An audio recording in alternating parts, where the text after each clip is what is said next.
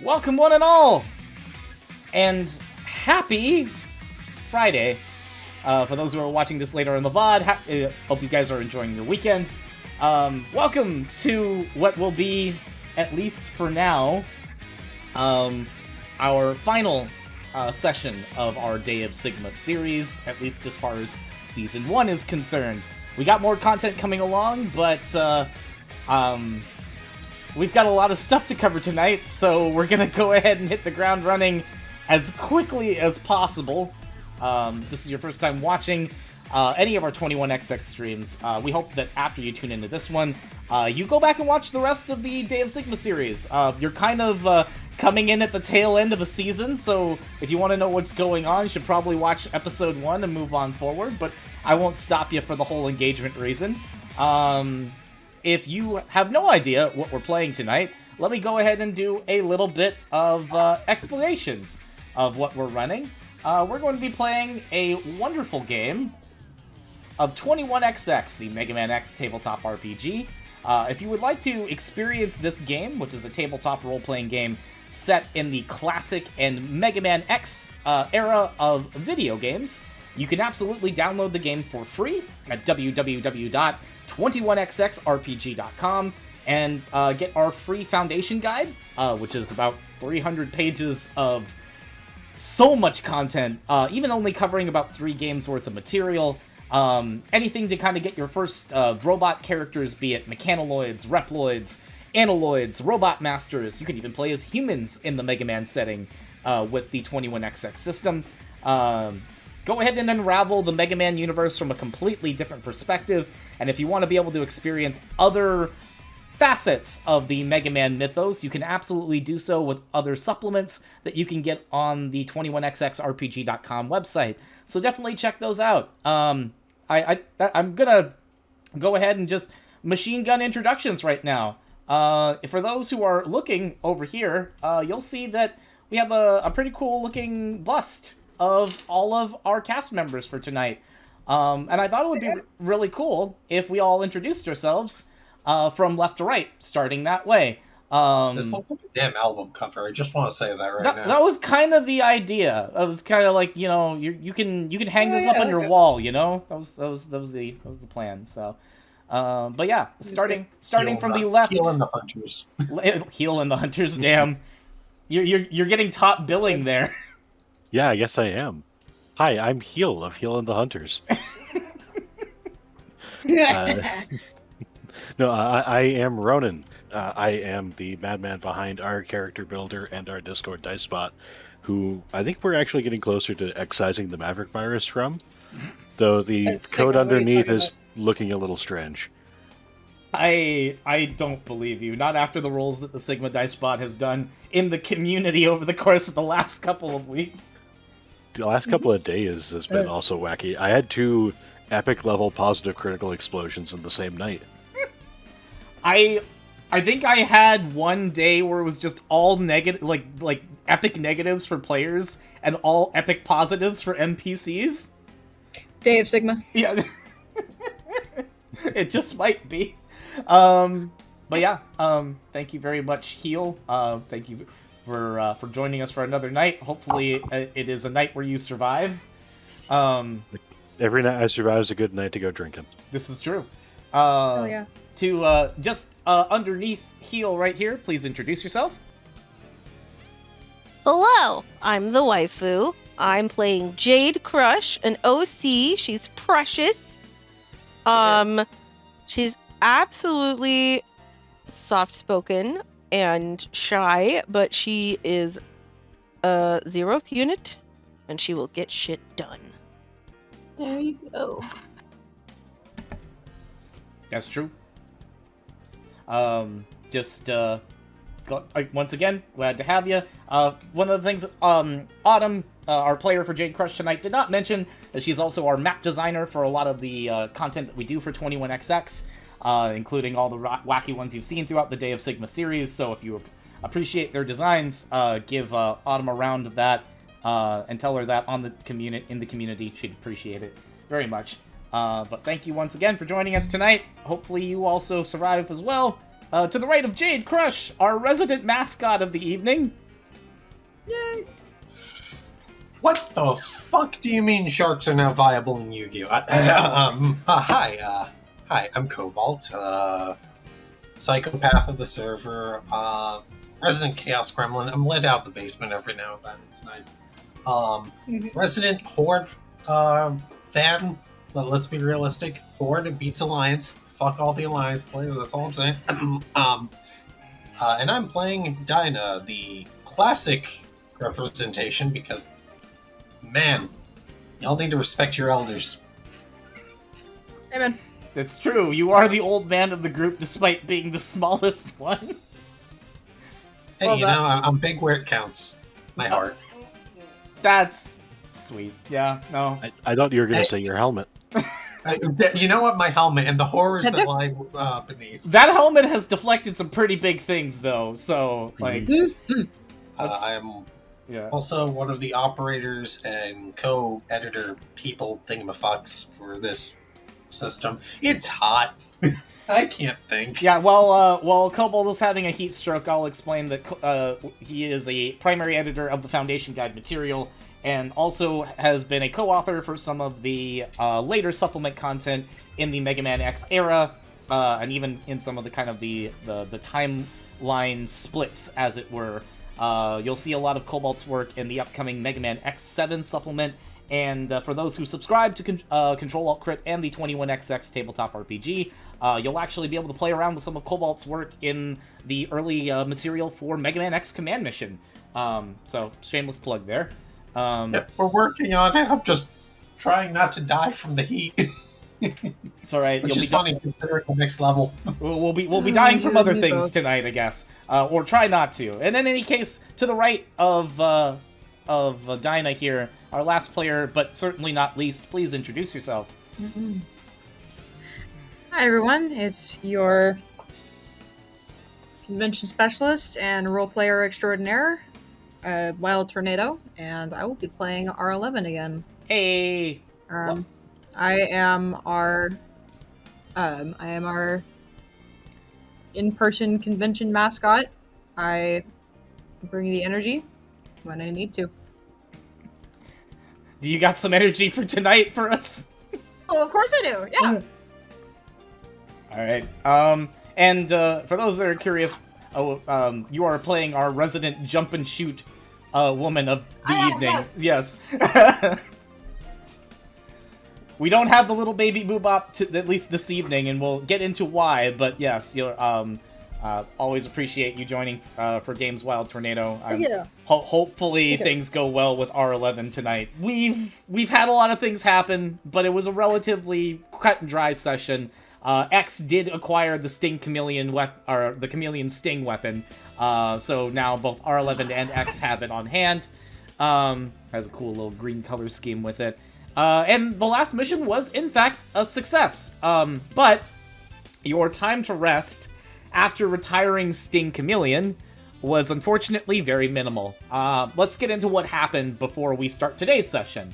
After the 5 of you did return to base, the only reprieve before the debrief came with a little bit of news, and some other things on X's part. And we can go ahead and talk about what everyone else did in the meantime, but it's going to be very brief. First, before the debrief was settled, you all received news that Captain Valenteam's data was salvaged from the Babel Telecom Tower. So, hey! Valenteam technically can come back. Oh, great. He ain't gonna be, he's not gonna be clogging up my radio with, ads about his show. You know nothing. But Valenteam will be getting a new body using his original blueprints, and that's currently under reconstruction, so it will take some time before Valenteam is ready to go. On top of which, after you guys did get back to base, members of the 16th R&D team have now suddenly started to crowd around the newly returned X, because they're trying to identify what the hell these parts are on him. The body armor that he has, they're requesting durability tests, and, you know, at his chagrin, he's trying to just get away from that, because there's other problems that are currently going on. do you guys, before I get into the thick of it, did you guys do anything at least within, like, the first 30 minutes to an hour of returning back to Hunter Base? Are these fools making him uncomfortable? A little bit, yeah. Okay, cool. I'm gonna go put a stop to that. Hold on. Ooh, sick the girlfriend on him. R11, give me a pre-narrative Intimidate encounter check. intimidate check, please, yes.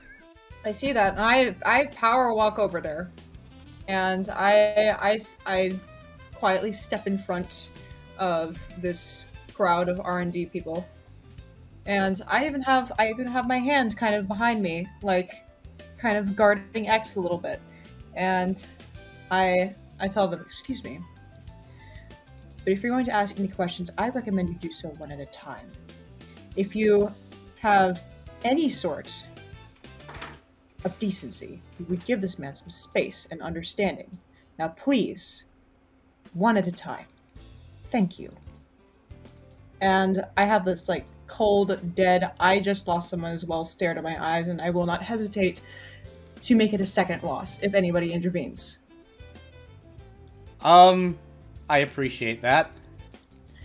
The rest of the group, or like the rest of the R&D team members, see your stern gaze and take that as their cue to maybe come back at another time. So they bow and they move out. And I'll give you guys the chance to talk before we actually get into the actual meat and potatoes of everything. Okay. So, as I give X, like, a massive figure, he looks over and says, thanks. No problem. Are you okay? I'm fine. Didn't leave a chink in my armor. X kind of looks down and then looks up at you for a second and says, for what it's worth, I'm sorry about what happened with your... you said he trained you. Was he like a commander? I'm not really sure what the relationship between you and Stinkymillion was. He did. Just a little bit. He's like a mentor to me. He was a little tough. He was a little dry. A little bitter sometimes, just because of the reputation people would give him, so I don't find it odd that he went over to Sigma's side. He takes a second, he balls his fists for a little bit, as if kind of frustrated by the idea that there is a kind of stigma towards certain, towards soldiers, you know, that are doing their things. But he unclenches that fist and eventually places his hand on your shoulder and says, well, you're in the 9th now, and you've got a firm head on your shoulders, so you can fix that problem. You can allow people to see that the 9th deserves a lot more respect than that. They do. And as far as I'm concerned, I'm gonna start checking on my Legion a little more. I think some of them need that. X kind of chuckles to himself and says, do you think they should make Reploid therapists? Yes. There already is one. Valenteam doesn't count. R11 is dead serious on this. Yes. Yeah, no, it's fine. No, he of course, was trying to bring a little bit of levity, but when he sees how serious you are with it, he gives a firm nod and smiles and says, I'll be back in a little bit. You, take care. And he's just gonna go ahead and go.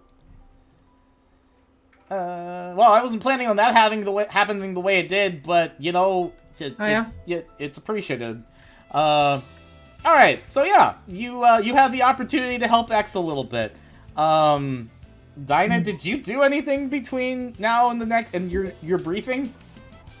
Honestly, we didn't get paid, so I can't send money to the hospital. I am for making sure that the Berserker Ursus and Marth statue is finished. So realistically, he's just trying to take it easy, get fixed up. Yeah, fair enough. Jade, is there anything that you do? I have a new plushie to make. It's X-shaped. Okay, so the X plushie is now canon? Correct. Anytime she sees a cute, she makes a plushie of it and adds to her plush collection. X is cute. Oh, okay. Alrighty. Does R11 count? Will there be an R11 plushie one day? Yes. Oh, good. Yay. But X is prioritized first because he's the most cute. Got it. Understood. Yeah. Alrighty. Yeah. Okay. So. Wait. I didn't think about that. Do we need to put like a skill in like sewing for that? Does she have that? I didn't know if she had that. Well, I didn't say they looked good. I just said she did them.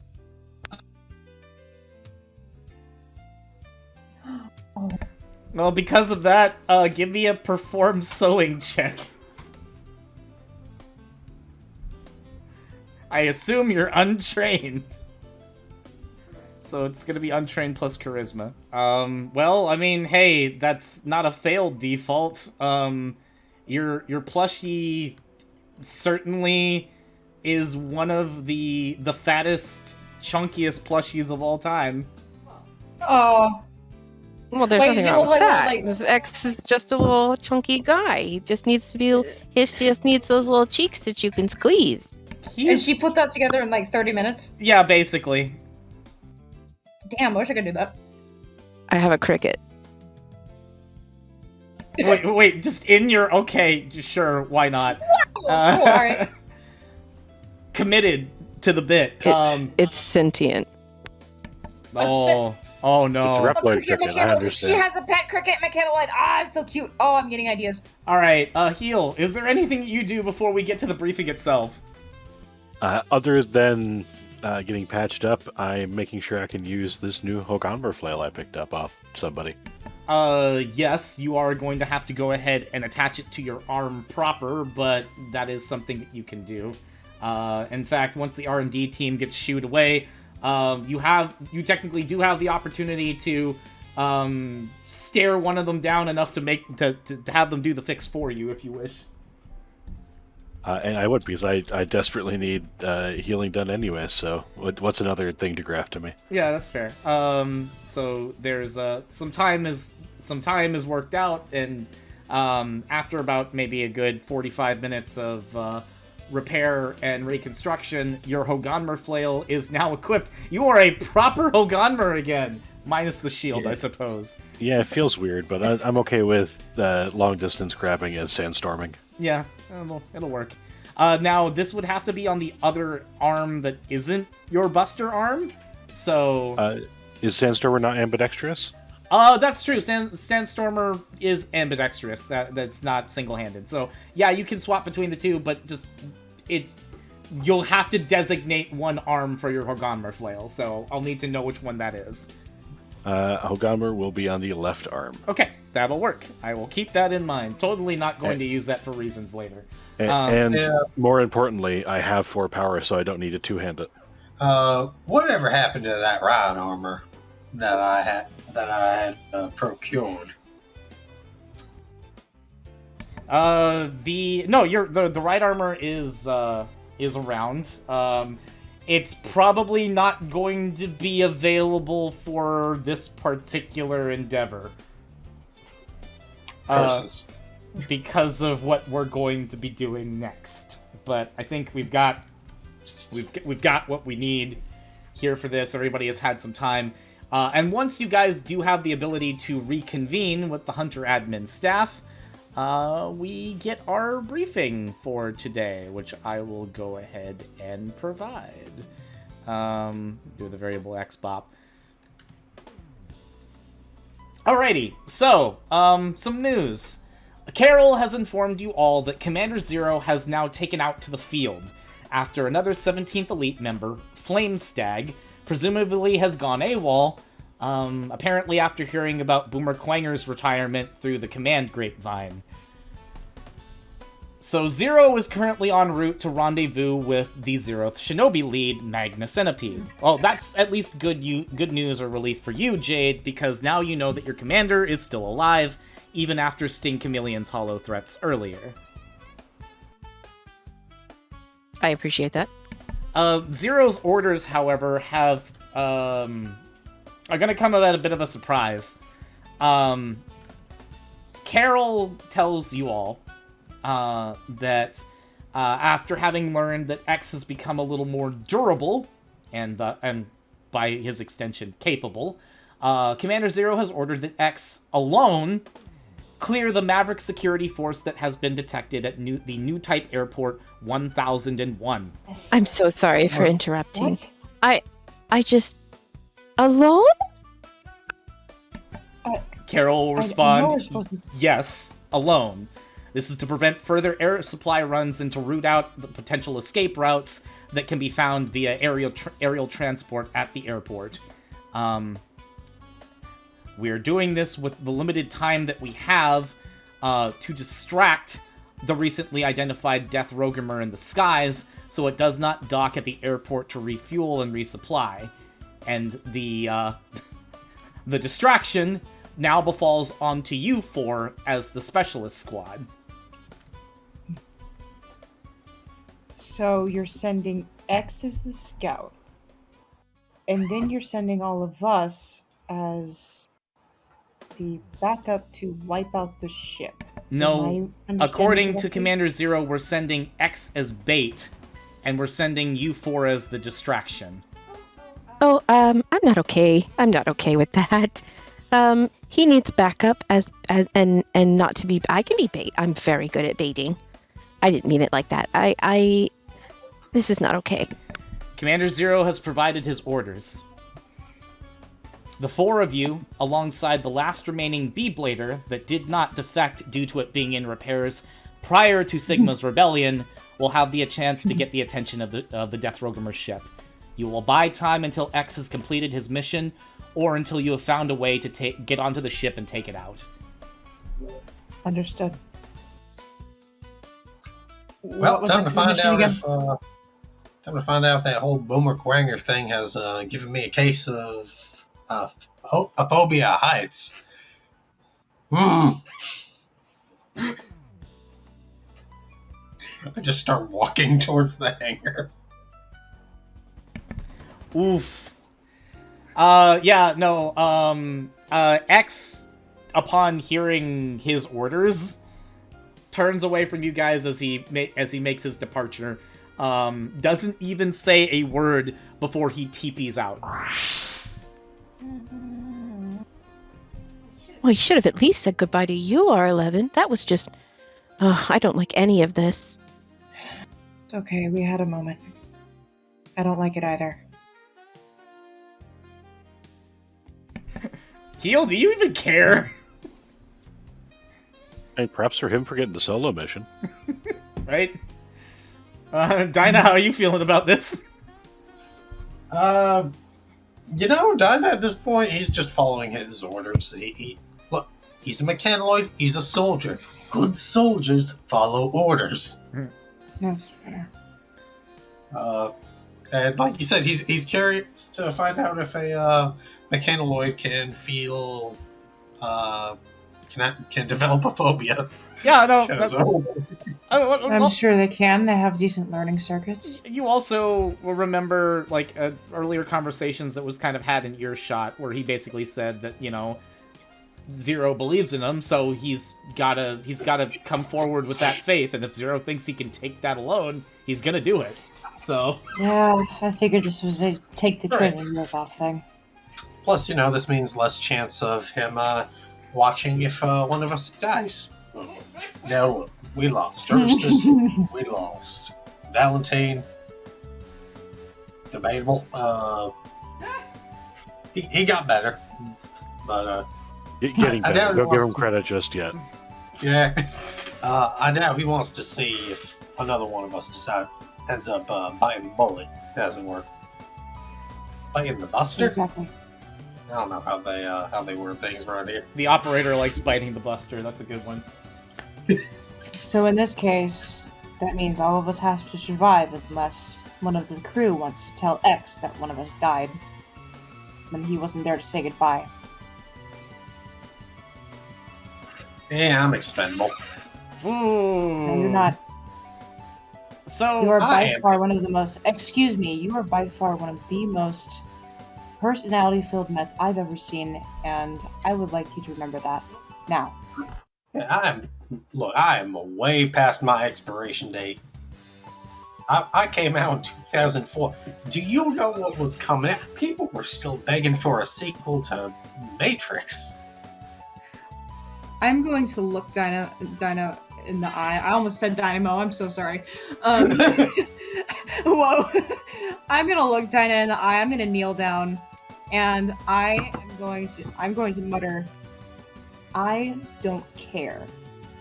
You are valuable. Do you understand?" That's an intimidation check, and that is a 7.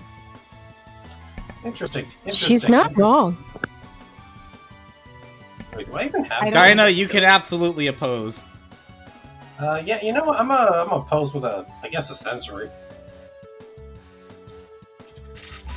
U plus 1d10 plus 1. Yes, thank you. Man.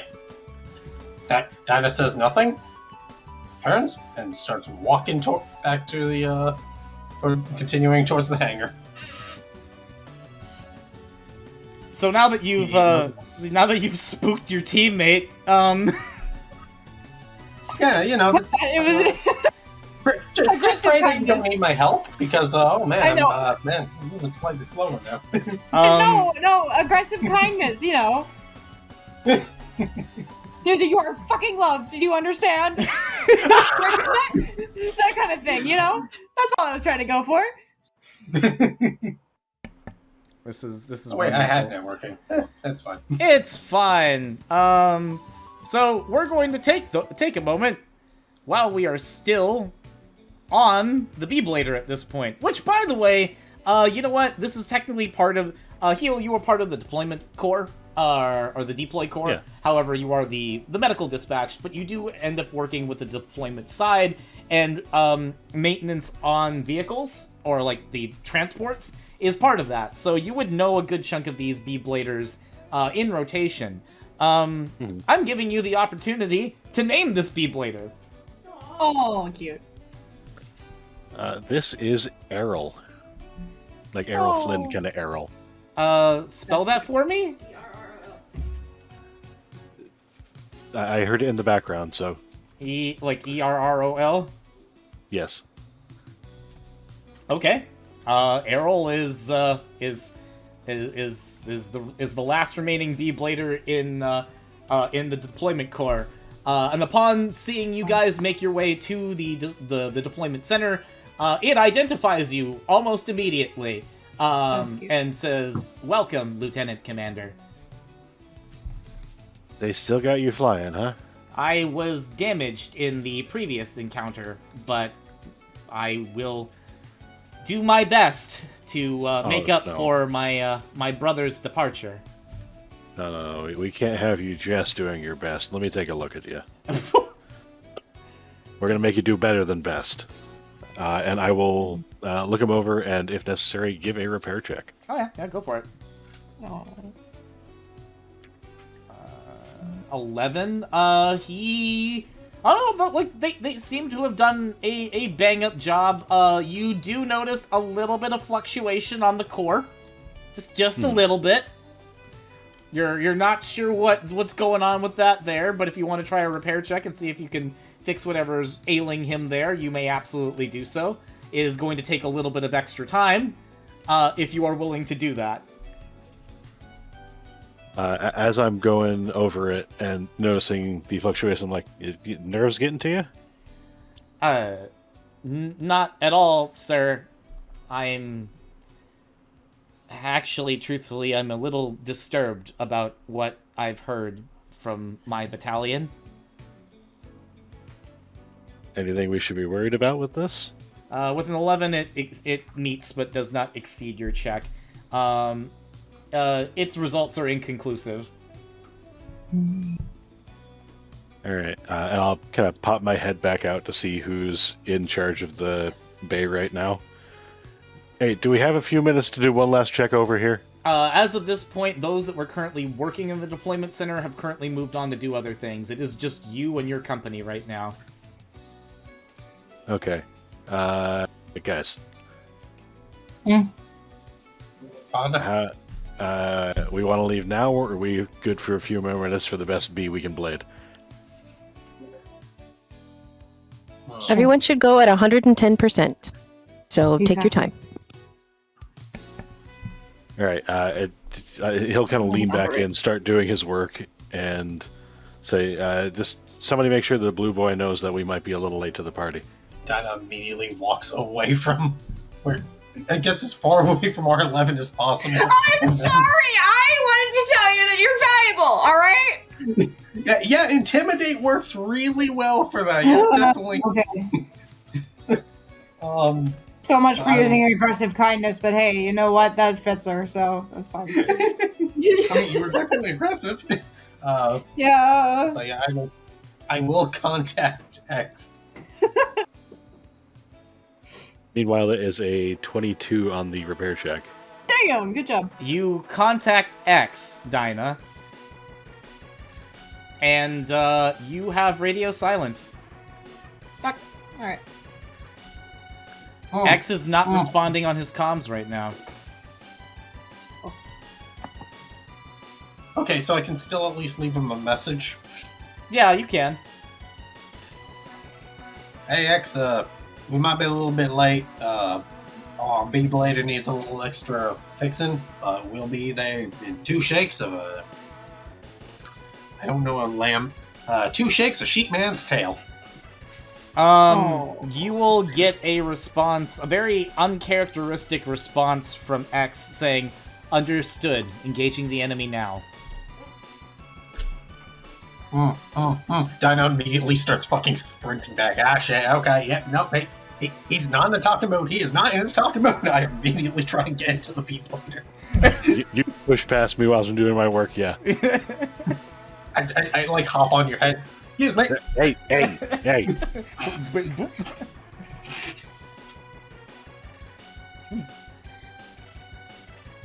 Okay, with a 22 repair check, you are able to fix Errol and then some, and also while grabbing a few extra things from the deployment core storage, plasters some thermal shielding on his core for a little bit of extra push. He's now got a core threshold of 14 rather than 12. Oh, he already had thermal shielding alpha equipped. So actually, let's give him thermal shield beta. Woo! So like I said, he got overclocked. Yeah, no, this is actually going to be great for him. Hell yeah. Hold on. So I'm actually, the way we're going to work this is I'm going to make that check so good that you internalize his primary shielding, and you expand with a second thermal shielding coat. Wow, good job. Keel actually doing real work here. And Valenteam could never. Wow. Why? Rude. Valenteam was. So, more importantly, at least letting you know about the thermal shielding benefit that you provided to him, is now any core threshold damage that would be dealt to that Bee-Blader by a special weapon or technique is reduced to 1 CT. Whoa. And regardless of how many actions or reactions they perform, they're only dealt 1 core threshold each combat round from the burn status effect. So it doesn't stack over time. That is amazing. Yeah, thermal shielding beta is really good. Wow. All of your resource pools have been restored. In the case of at least you, R11, I would like to give you 2 full clips for your high-speed beam rifle. So if you didn't already have it, you now have 2 full clips for it. Thank you. And I think nobody else uses energy cells, so we're good to go from there. Heal technically does with the Sandstormer charge. Oh, okay. What's the max that you have on that? Like, It is a 6-round magazine. I am going to be nice to you, and I will give you 3 full magazines and give you 18 energy cells. Ooh. How many shots are in a clip? Shots for your high-speed beam rifle. I'm pretty sure it's like, what, 30? It's a 30-round magazine for you? Yes, it is 30 rounds. So you get 60 rounds for use. Beautiful. Thank you. In which case, I think everybody else is good to go. Heal, you will receive, for your mission, either 3 weapon energy capsules or 3 life energy capsules. What do you choose? Let's go with the weapon energy capsules. Yeah, that's probably a good idea. Alright, and, oh, wait, I forgot, Dyna, this is technically a brand new mission. Oh, shit. Would you like a new special weapon from the Hunter Armory? You know what? Sure. What do we have for classic era content? Let's. I'm go on pretty this sure map. all of the classic era weapons are available for you in the Hunter Armory. Because I actually don't see it used very often. Yeah? See, I love how people in the comments are spamming either Hyper Bomb or Super Arm. I'm actually going to use Time Arrow. I don't think it's used often. Interesting. And that's going to be really funny for you because it's a melee weapon, so... I don't think I can use it. You'll have to spit it out through your mouth. Alright, yeah, that works. It's fine. We'll make it work. Alright. Let's go. Okay, I think we've done enough preparation and preamble. Let's get to the actual session itself. As of this point, you are in the deployment area of the Beeblader, of Errol. At any point in time, you can release yourself from it, and either keep yourself hung from the back of said ship, or ascend or descend as you need to.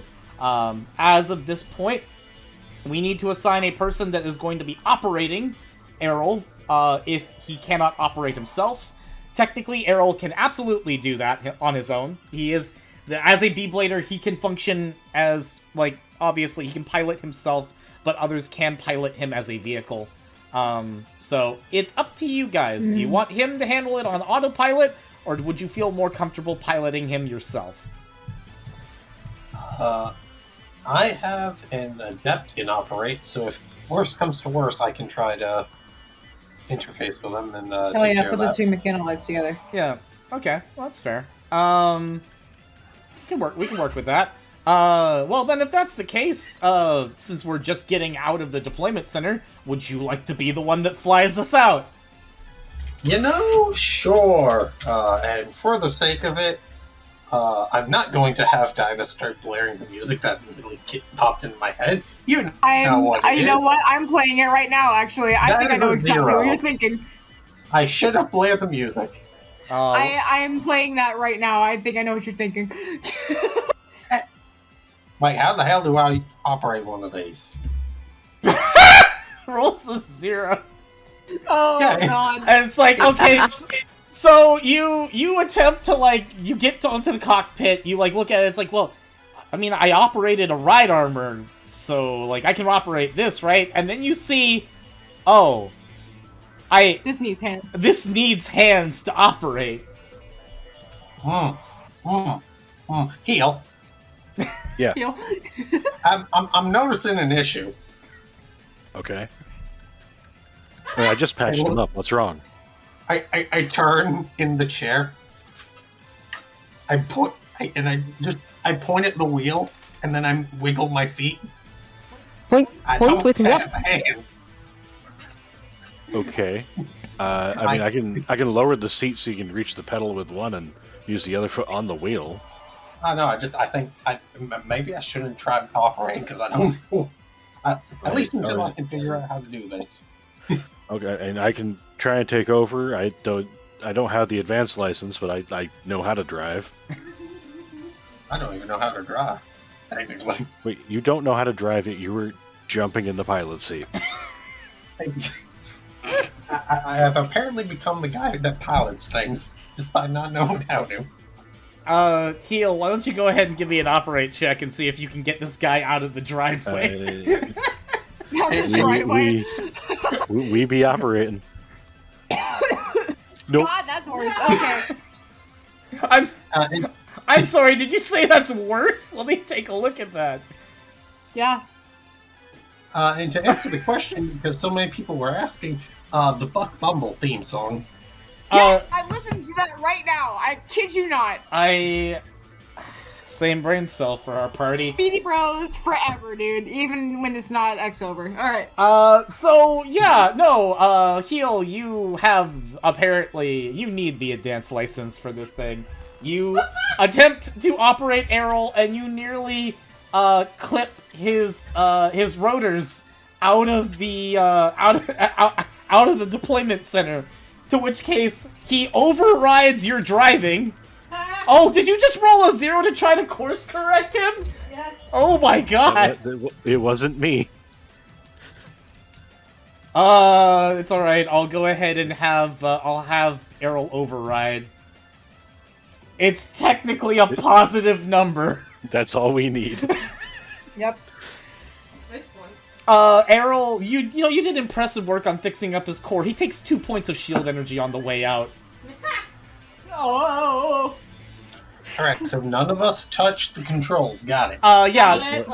Trust the Beeblader. Going forward, the Beeblader is going to be autopiloting this entire adventure. Yeah, that's right. Yeah. That's right. Yeah, when Heel's just gonna like pat the inside hull of Errol. It's like, okay, when we get out of this, I am buying you the best wax. It is coming out of your paycheck, sir. 100%. Birds, put some Burt's Bees on that. Burt's Bees? Alrighty.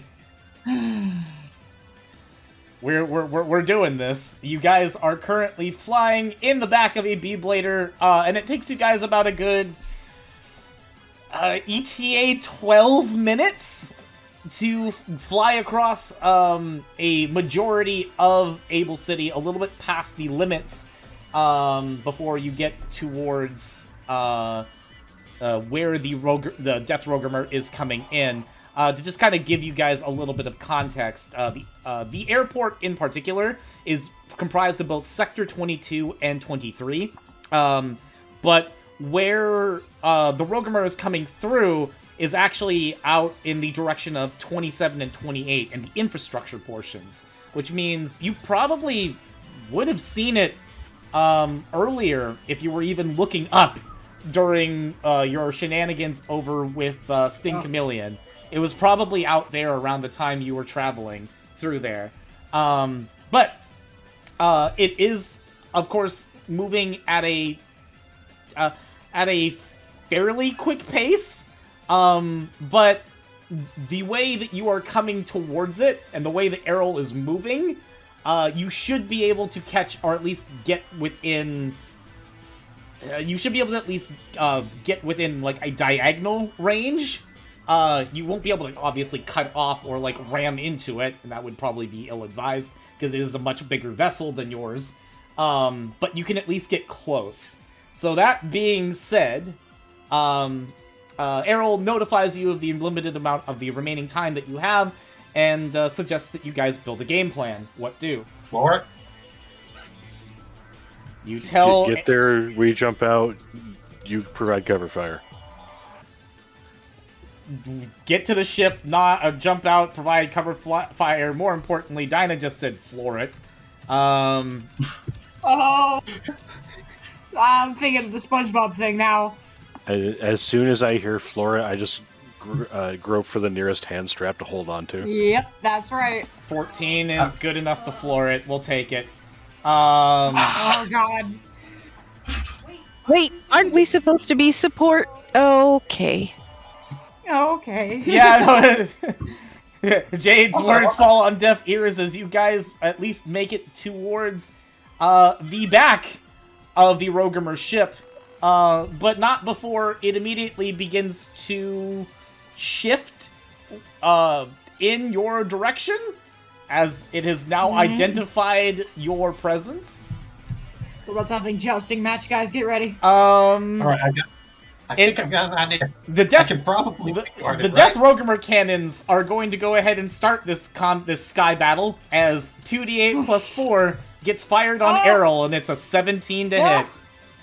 I don't suppose I can net guard it? Are you going to get out of the ship to try and net guard a Death Rogumer cannon? Because if you are willing to do this, I'll, Hey, we can't lose 3 people. Come on. I want to see what happens here. If you tell Errol evasive maneuvers or open up the hatch, I'll let you do it as a reaction. I got an idea. Errol, open up the hatch. I'm gonna do something stupid. The butt turns. It opens up. Dyna hops out the back. Jade, oh my god. Give me the 1d6 of all time, sir. It's a 4 and a 1. That is going to be a failure. I'm fine with this. I'm fine with Dyna! Are you still fine with this? You take Yes. 15 points of life energy damage and a single tank of shield energy. Question, this is piercing, right? More importantly, because that's a positive critical explosion on the damage die, and it hit an enemy target successfully, the cannon shot explodes in a 30-foot radius and deals half of its damage die to all other targets within that radius. So, game over? Questions? I think I take half of that damage because I have resistance to piercing. You do have resistance to piercing, so that'll be... We'll round that up to... Yeah, it'll be 8. Yeah, take 8 LE damage. Effectively, everyone is taking 8 LE damage from that attack. Including Errol. Yes, including Errol himself. Awesome. Okay. Healer's only taking 7 because it is not a slashing damage attack. Hey, because of your helmet. Yeah, let's go. Yep. Yeah, you're taking 8. Okay. Fine, I'm milestone 2 now. It's fine. Cool. Errol realizes that's a very terrible idea and now closes the hatch and turns around.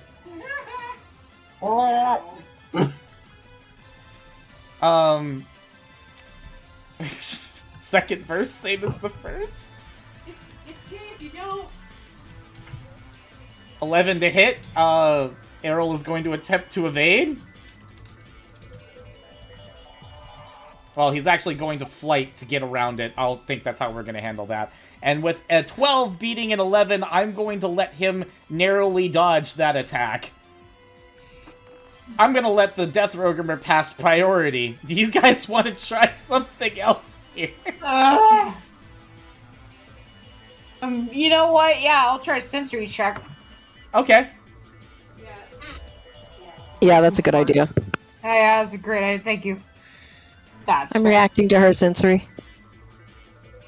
What are you reacting with to the sensory with? Sensory. Oh, so you're literally just... There you go. I'm There doing you it go. better. Okay.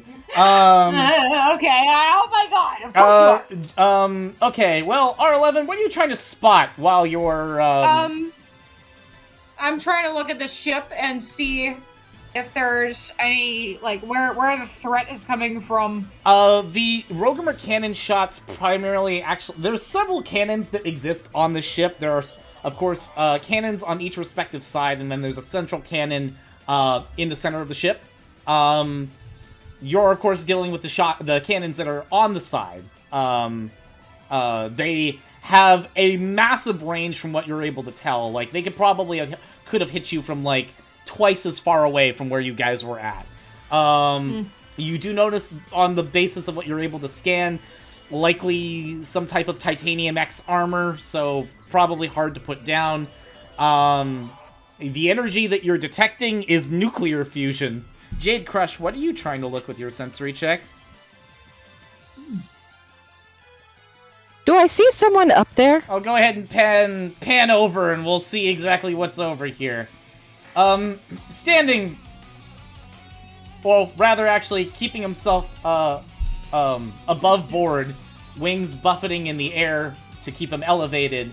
And now, as he's clamped down onto the ship with his talons, you see the Prince of the Skies himself, Storm Eagle, member of the 7th unit, or former member of the 7th unit.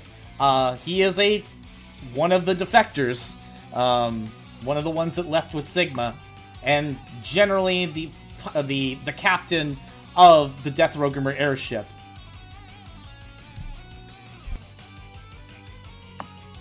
All right, I've identified a target for us. Let's aim for Storm. See what we can do.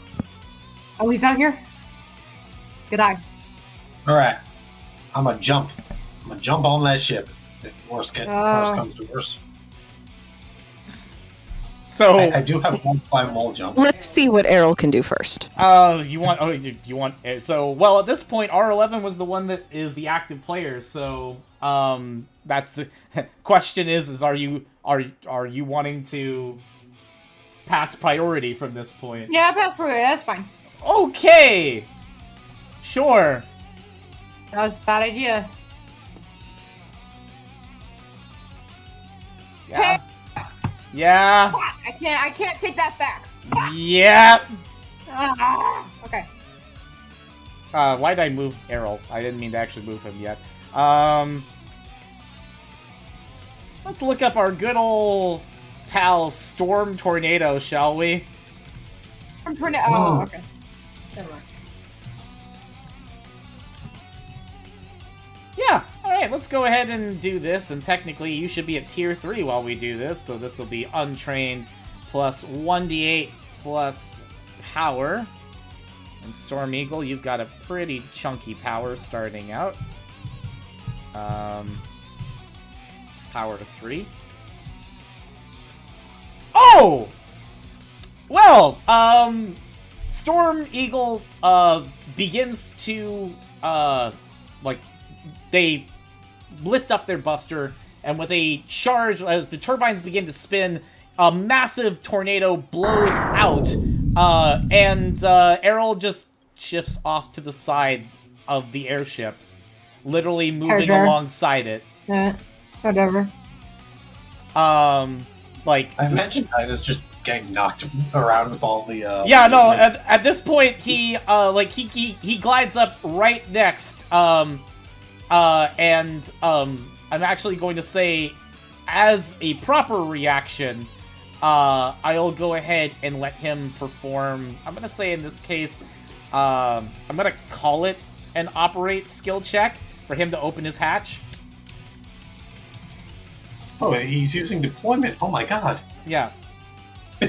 Well, he's not technically using deployment. He's not crapping you guys out with the deployment skill. Or deployment technique. But he goes ahead and opens the hatch.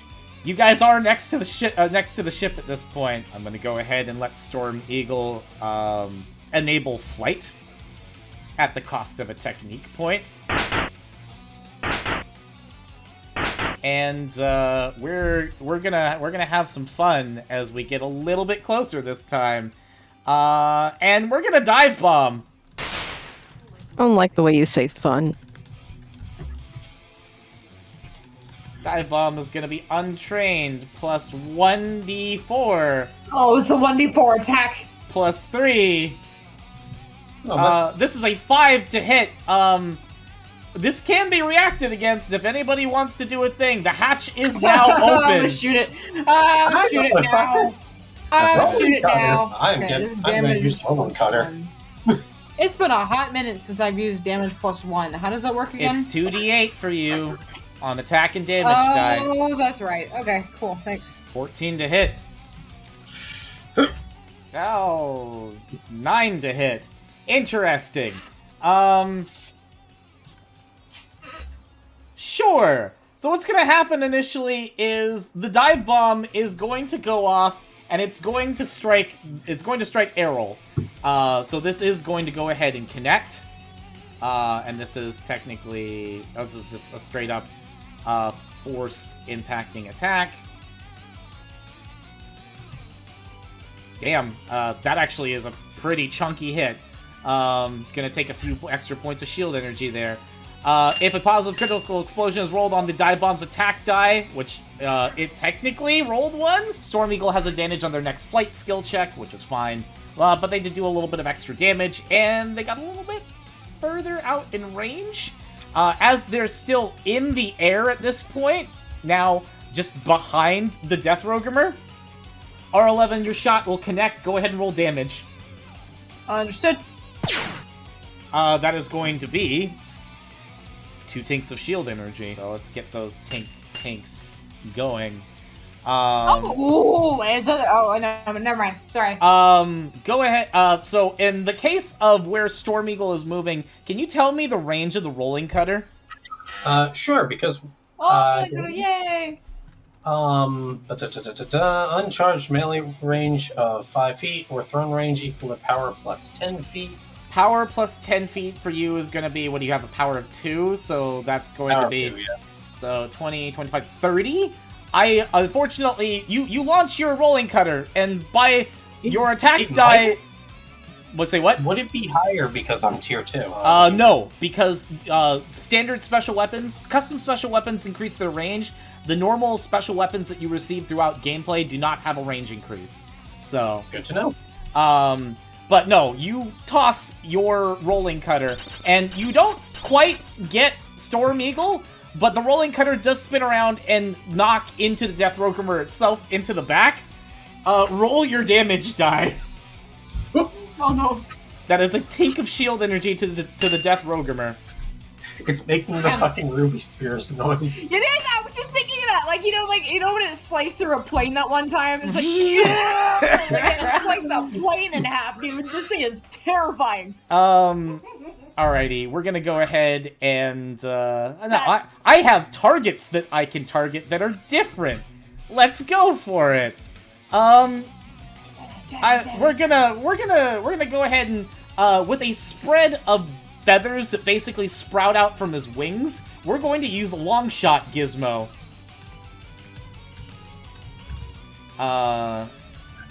This is also technically a little bad for him because it randomly selects targets.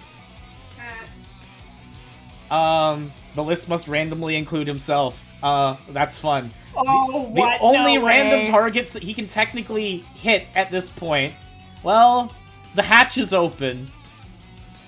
Yeah, I'll allow it. I'm gonna basically roll a d7. I know that's a weird number, but we're gonna roll that. It's going to... 1 is R11, 2 is Dyna, 3 is Heal, 4 is Jade Crush, 5 is a Death Rogumer, 6 is... 6 is Errol, and 7 is Storm Eagle. 7 is... I did say that's Storm Eagle. Hell yeah, good job. The first hit attacks himself. That's great. Love that. We do. Second hit is going to attack the Death Rogumer. So that's 2 long shot gizmos that go, or like 2 long shot gizmos that go off there. The other one is going to attack Errol. That is going to finally be a hit on him. Wow. We're just gonna hit the Death Rogumer a second time. I said 1, 2. Jade Crush, you are hit on number 4. And Heal, you are hit on number 3. Oh, I get it. I'm too short. Now, granted, this is going to be an attack die that still has to hit, or like, successfully. So I'm going to roll Untrained plus 1d4 plus 3 off this. It is a 12 to hit on all 5 targets. Attempting to evade. You are not going to evade, it seems.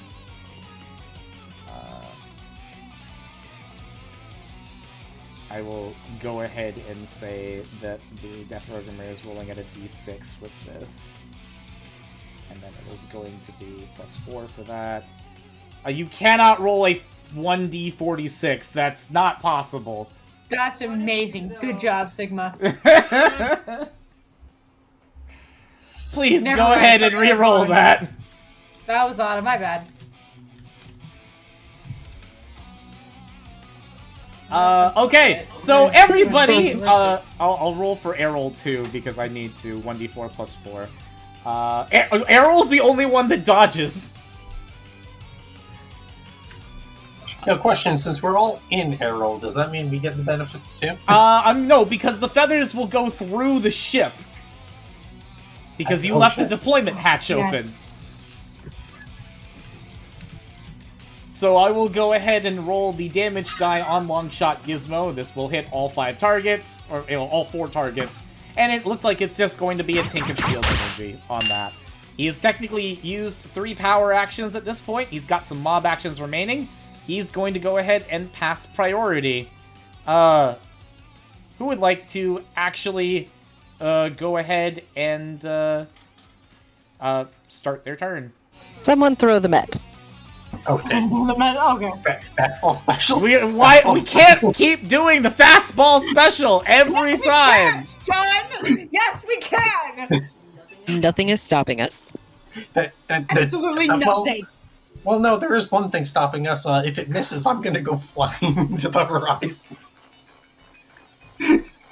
If no one else is going to, Heel is going to try and jump across. I'll probably jump as well. Okay, so Heel will take priority, move through the ship, and then perform a jump check to get off. Sure, go for it. As a reaction, Dyna is also jumping. I can do that. Yep. That is a 1, sir. Yeah, it is.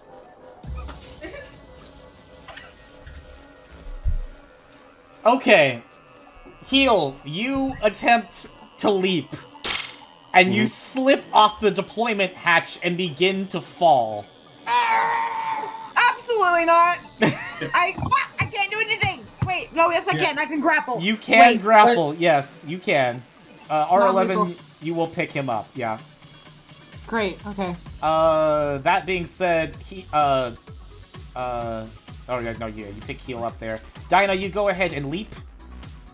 Yep. And you make it onto the ship. Oh, if the ship will actually let me put you on. But yeah, no, you hop on. Okay, let me see. Heel, would you like to try again? I mean, yeah, I'll swap to my power and see if that does me any better instead of my mobility. It does do me better. Whee! Wow, yeah. In response, hey, operator. Hey. Time Arrow specifically says I have to select up to 2 separate targets within range of this special weapon. Yes. What did you choose? Does the Death Rogumer count as a target? It does count as a target. You are correct. Oh, cool. If it's cool with you guys, I want to react to that jump. Yeah. With Time Arrow. Yeah. I would also like to do a react with a jump. You may absolutely make that react. You'll technically make it there. Technically. Just by the skin of your teeth. Fail. Yeah, okay. That's such a weird word. I'm trying to put you there, but yeah, you are technically hanging on to the edge of the ship right there, because one of the things that you have is your speed, unless you're dashing, is very limited. So I will slither the rest of the way. well, Elsewise. you can't slither yet because you're not the active player. So And I said elsewise, as in like when it comes my turn. no, it's fine. Heel, you are still active. What do? Waiting on the resolution of Time Arrow. Oh yeah, that's fair. It was a 5. It wasn't really anything 5 major. to hit, you say? Let's go ahead and say no. That's coming specifically from Storm Eagle. I mean, understandable. How about the Death Rogumer? The Death Rogumer is not going to evade. Get your time arrow off. Cool. 1d6 plus 2. That's time slow piercing damage. Piercing, you say? Okay, well that's another tink. And technically, I don't think this really matters, but No. targets still damaged by time arrow will have their standard movement speed reduced by 10 feet until the cooldown phase. You cannot reduce the target's standard movement speed to lower than 5 feet. That actually has significant ramifications. Good job. Yes. Does that mean like the Death Rogumer is like a shark where it has to keep swimming or it dies? Well, it's moving in a slow time bubble for a little bit of Most time. sharks, yes. Yeah, it's just gonna. Most sharks. Alright, that's fine. Heal, what are you doing from here? How much movement speed would I have left at this point? Standard movement. I'll give you being 20. 35. Okay. I'd like to go walk back toward where Storm Eagle is. Yeah. It really and- does not want you guys on this thing, apparently. I mean, that's 5. The attack I'm doing has a range of 25 feet anyways. Okay. I'm gonna try out this new flail I got. Oh, okay. Yeah. Actually, let's do one better. We can perform grapple checks at the range of this weapon. Go for it.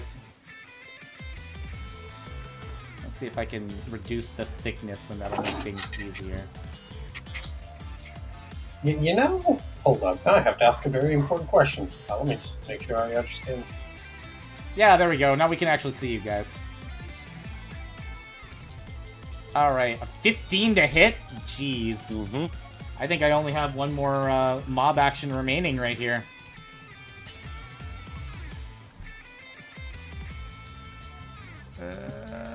You know what? I'm actually gonna make it flight instead this time. And I'm gonna go ahead and allow it to explode because I have a certain thing that lets me do that.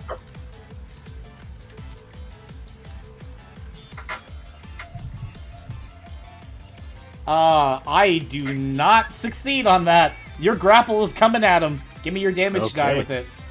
Damage die is the die of the Hogonmer flail, because that's what I'm using. An additional fun fact here, any enemy target dealt SE, this is also dealt 1 point of LE damage. Yep, so this is the first point of LE damage dealt to him thus far. Yeah. I'd like to then immediately combo this into a Hell Wheel. Interesting! Because the requirement for Hell Wheel is to have them grappled.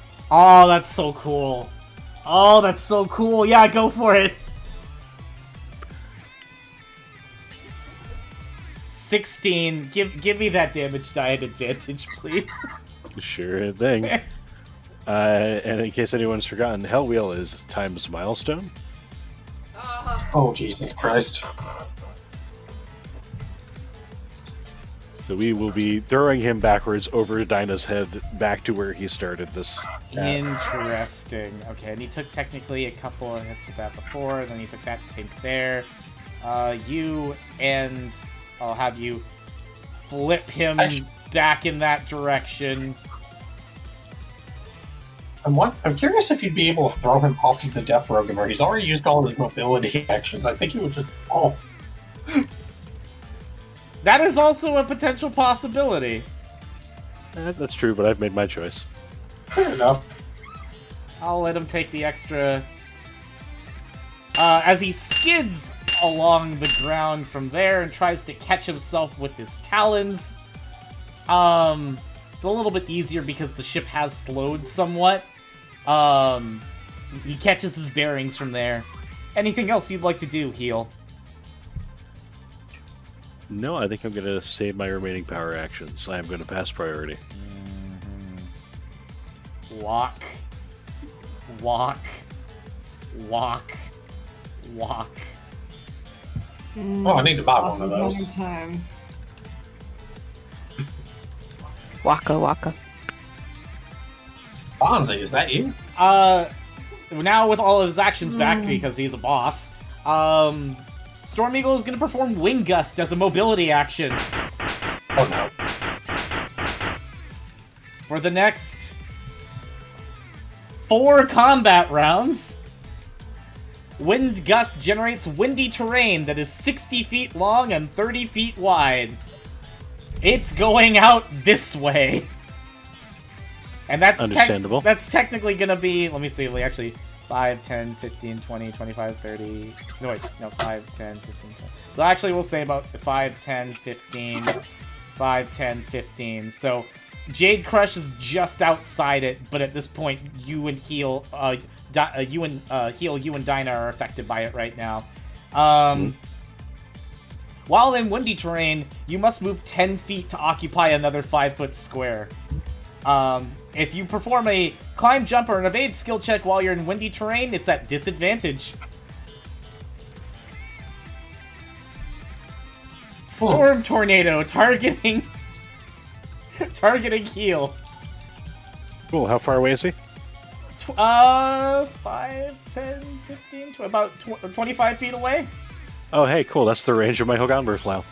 Cool. Also 21 to hit on Storm Tornado.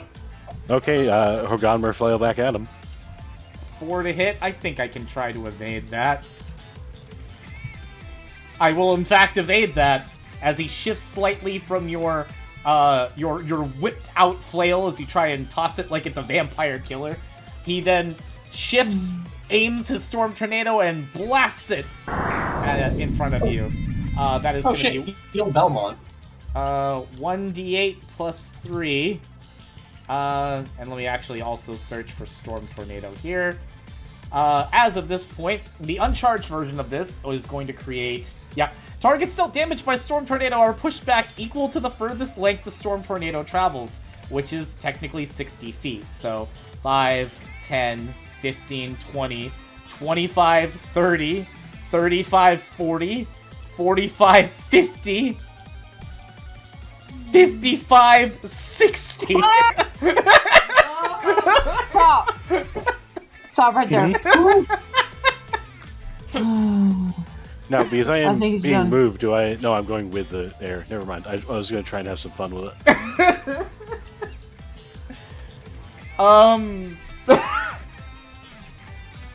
And, take a shield energy from the sound of it? You will take a single tank of shield energy, that is correct. Actually, this is force, most likely. I'm going to take an additional. Oh, that's true, because you have tungsten, right? Yeah, you'll be 3 then for you. How do you feel about impact? I mean, I have a elemental resist, or I have a faction resistance against it, but nothing special in my armors. You plus 1d8. Let's go ahead and toss another Storm Tornado in Dyna's general direction. That's a 22 to hit. Oh, that's cute. That's cute. You know what my response is? Met Guard. Interesting! Yeah, hell yeah. You fail!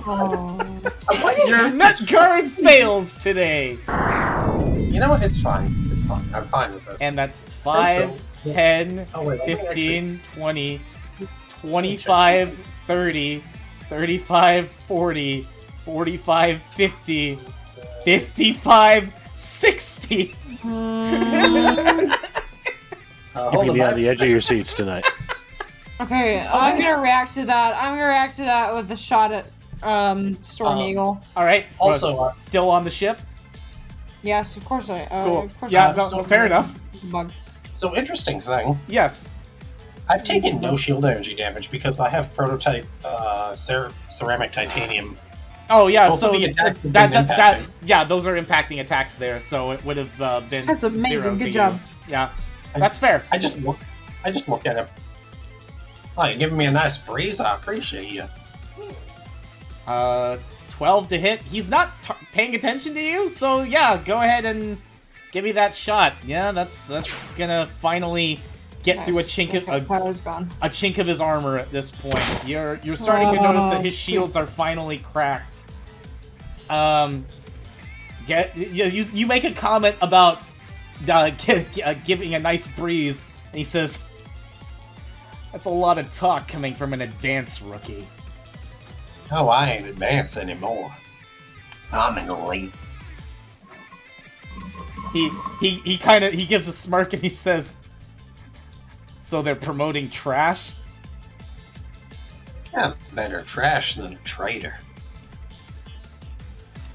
He scowls at that. Ooh, good job. But he closes his eyes for a brief moment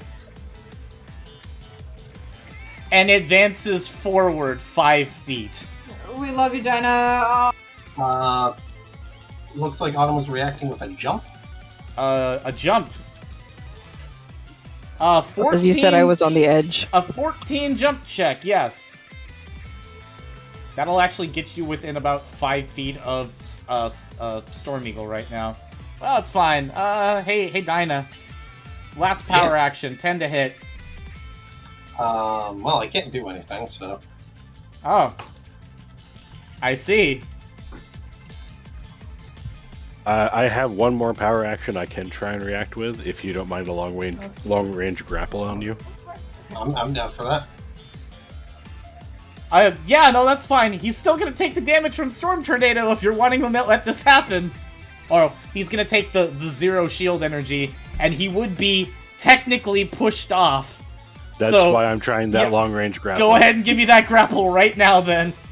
That is a 15 to hit. That will effectively grapple Dyna, because he's not trying to contest it. Yeah, and I'm just gonna reel him back in to stand next to me. You will still have to roll the damage die on him. I understand this. Okay. Sorry. How? On good news, that does refund my action. That's true, but he also takes 2 tanks of shield energy finally, and a point of life energy. It's true. Hey, I've got an idea, however. Yeah. You could fastball special me. You can technically throw him as an action. Yeah, but then you're gonna take more damage on landing. I'm fine with this. All right, return to sender. Going straight to Storm Eagle. To him. Hold on, 5, 10. Wait, I think I have a soundboard for this. Met guarding his face. You can't net guard the face, but it is going to be 44 hitting both of them. I mean, hey, it's damage. It's actual damage. Dyna, you are going to technically take, as far as that goes, 4 points of SE. So, and he's going to take actual life energy from that attack. As you whip the Hogonmer flail around, send Dyna back to Storm Eagle, and he gets knocked with a thud as Dyna collides into him. All anyone hears is the R2-D2 scream.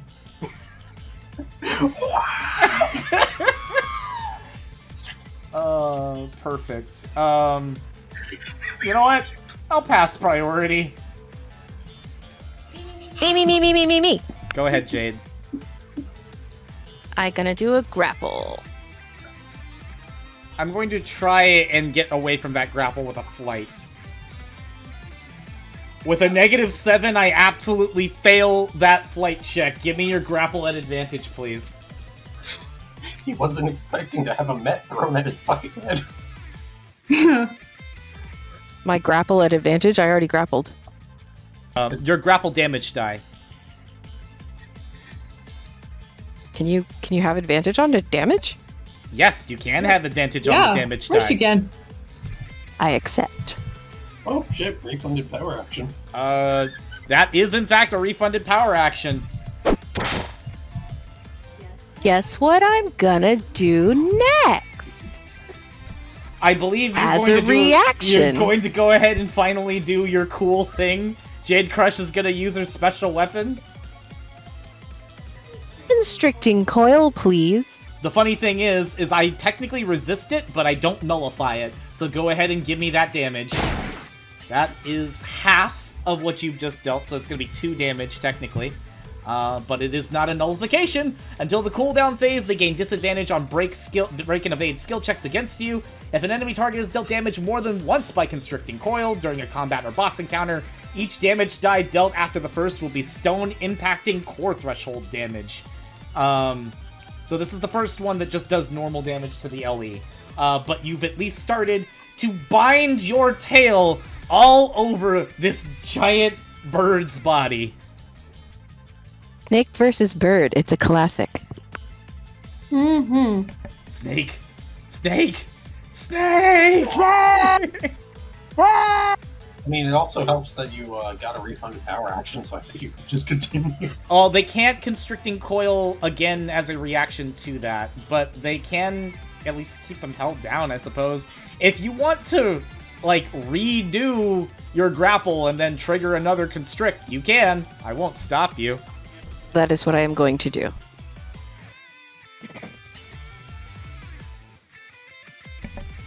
Because he still has disadvantage. I still have disadvantage until the cooldown phase, so anything that I do is... Well, I have disadvantage on break and evade. I don't have disadvantage on flight. Huh. Huh. Huh. Oh, he peeked. 35 to fly! Well, okay. That doesn't negate the fact that he's still grappled. He is still because grappled. he can just pick me up. At this point, he's picking both you and Dyna up the way he is currently placed. So he is going high into the sky at this point to try and like shake you. He's trying to get high enough at this point to like loosen your grip. I didn't mean to flip him off like that, but that's apparently what I've done. But that being said, you can go ahead and now do your Constricting Coil and see what do. Well, should I do my grapple damage again? Yes, do your grapple damage again, please. It's not just normal damage at that point. Okay, that's a whole 4 damage. Neat. And with your Constricting Coil, by the way, your attack and damage, your damage die should technically be a D6, not a D4. You rolled that incorrectly last time. I'll take it because it was still technically under the threshold, so it's fine. Oh, that's 12 core threshold damage. 12 stone impacting core threshold damage. I think I heard something crack. That's like... Hold on, give me a second. Because they do get more extra CT because of the boss. So that's plus 6, plus 6, plus 6, plus 6. That is 1/3 of their core threshold at this point. Wow. As you tighten on his body, and you begin to hear the wrenching sound of his like the squeak of his parts begin to like bind and shake against your motions. I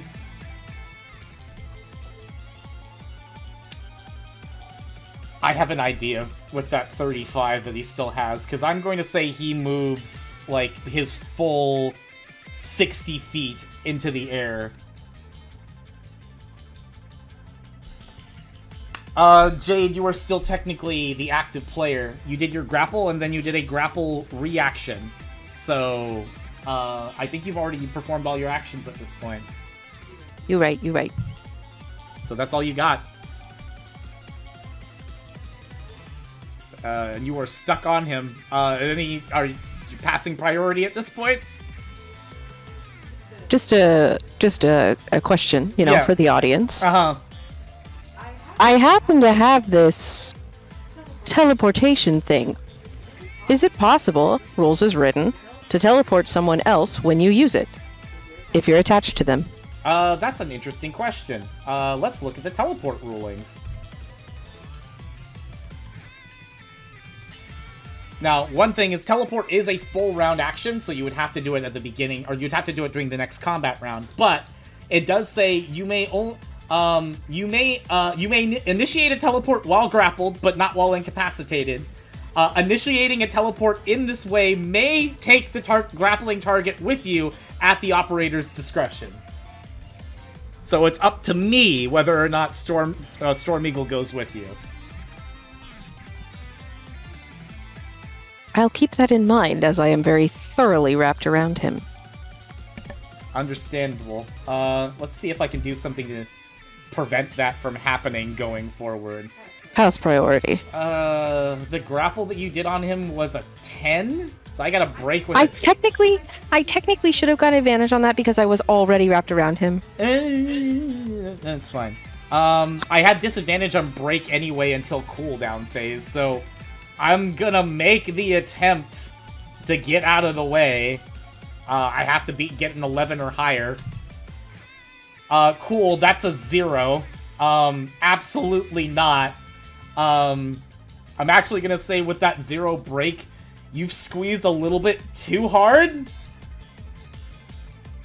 And Storm Eagle begins to plummet. However, you are all attached to him. Dyna, both Dyna and Jade Crush and Storm Eagle are about to take the same amount of damage going down. It's fine, I can just Met Guard the... You cannot Met Guard the impacting attack, because it's technically melee. Alright, Jade, let me actually look at the damage that you have taken at this point. I don't think you've taken I've taken 8 life energy and no shield. 1 shield. Oh, 1 shield? Okay. So that'll be 1, 2, 3, 4, 5. That's 5 of that's all of your shield energy gone. And then 5, 6, 7 life energy damage at that point to you. Dyna, how much shield energy did you have remaining? I have 2 remaining. Cool. Then you would take 1 less from that because you resist or you reduce impacting. So then that would be 1 tank, 2 tanks. I'm gonna just remove that one there, and then you would take 5, 6, 7, 8 LE damage on the way down. And that's impacting, right? So That is physical impacting, yes. And then Storm Eagle just takes the full 20. 23. At this point, you guys are both just on the ground. I'm gonna have Storm Eagle pass priority. And I'm still wrapped around him, though, right? Yes, you guys are both still wrapped around him. I just look over at Storm Eagle. I'm just laying here so people think we're all hanging out. R11, Errol technically hasn't performed other actions yet, but you are technically the remaining active player. Got any power actions left or anything else you want to do? Let's see. We haven't gotten into the cooldown phase No, since my last shot, have we? You've done 2 shots, I believe, since then, right? And then I grappled somebody. Yes, so wait, you've I done 3 grappled power heal. actions. Yeah. I've done 3 power actions, so all I have left is an analytics action, and that's all I have, so I can't do anything. Sorry. So we're just passing already then? I'm gonna try and break for the billionth time. You still have disadvantage. I am aware. I rolled it at an 8 twice, apparently. Aha! That would have been great if it was both the same number. I apparently am gonna roll an 8 forever this turn and pass priority. I would say we're going to cooldown phase, but I believe our B-Blader is out for blood. Oh shit. Get it, boy, come on. Errol is Kill the sting. Errol is going to go ahead and fly a little bit to the side of the ship, and I'm going to actually have him target with his gun in a way that it targets both the Death Rogumer and just out of the corner attacks Storm Eagle in the corner. And I'll go ahead and make sure that this is the right roll. I know he doesn't have a lot of power. Oh, he's got 3. Okay. This is a 7 to hit. Technically, Storm Eagle can try to evade, although it's going to be at disadvantage anyway. He rolls a 2, so he can't exactly do anything about that. That's gonna be another 6 damage on the Eagle Boy. We're just gonna let this B-Blader continue to fire off some shots. Second shot, 13 to hit. My god, man. So is any of this hitting me as well? No, it is not. None of it is hitting you. Errol is intentionally shifting his shot so it hits both the ship and Storm Eagle in just the right way. Just based on your placement. He's being a good boy. I didn't mean to roll. Yeah. I didn't mean to roll that way. It actually should be a D4 plus 3. No untrained on that. Oh, okay, that's a piercing crit. That's going to deal 10 damage straight to the ship. You see holes now in the armor of the Death Rogumer. Alright, yeah, final shot at this point. Go for it. It's TV time! Right there. Did we miss anything? Nah, we didn't miss much. Gonna be untrained plus 1d6 plus 4 dis. Yeah, alright, that's another shot that succeeds.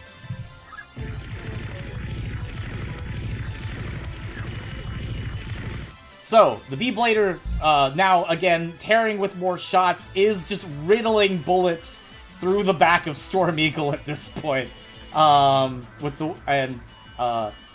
He's going to go ahead and perform a sensory check at this point. And with a 23, he notices something in the distance. You guys have been steadily, like, without knowing at this point, still moving. Even if things have been a little bit, even if things have slowed down somewhat. Errol at this point is going to remove the remainder of his flight movement speed, but he's moving away from the ship. Hey, whoa, wait, hold on a second, where am I? I'm still on Errol? Oh, he knows. Oh, Oh, we're all dying. Okay, I understand. No, no, you're fine.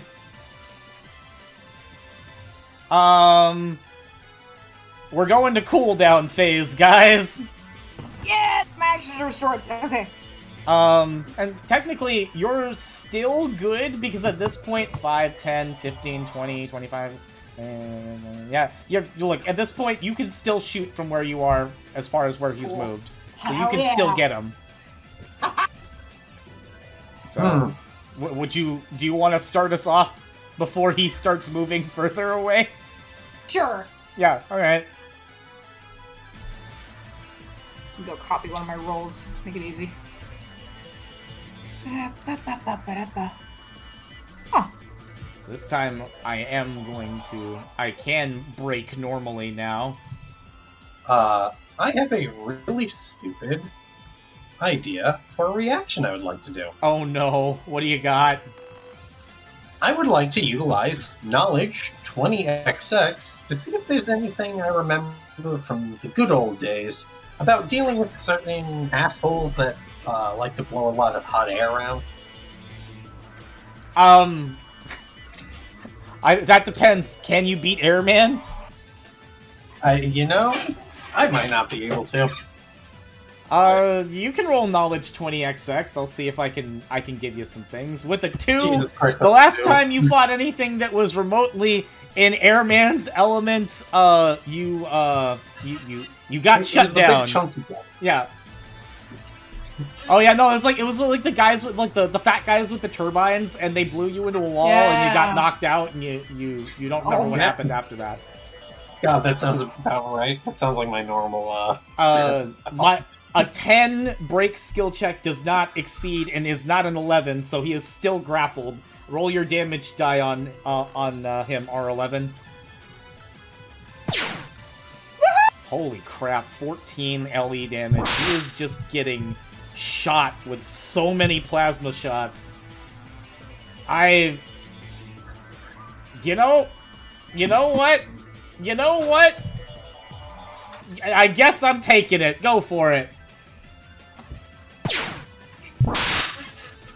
Another 12. 30, he has 30 LE left at this point. He's having a bad time. Come on, you know what? Let's have it again. Here we go, baby. Yeah! Alright. I think I might have a reaction. I am now going to go ahead and... Yeah, I'm just going for it. One last break. That's still not enough. What do you got from there, Dyna?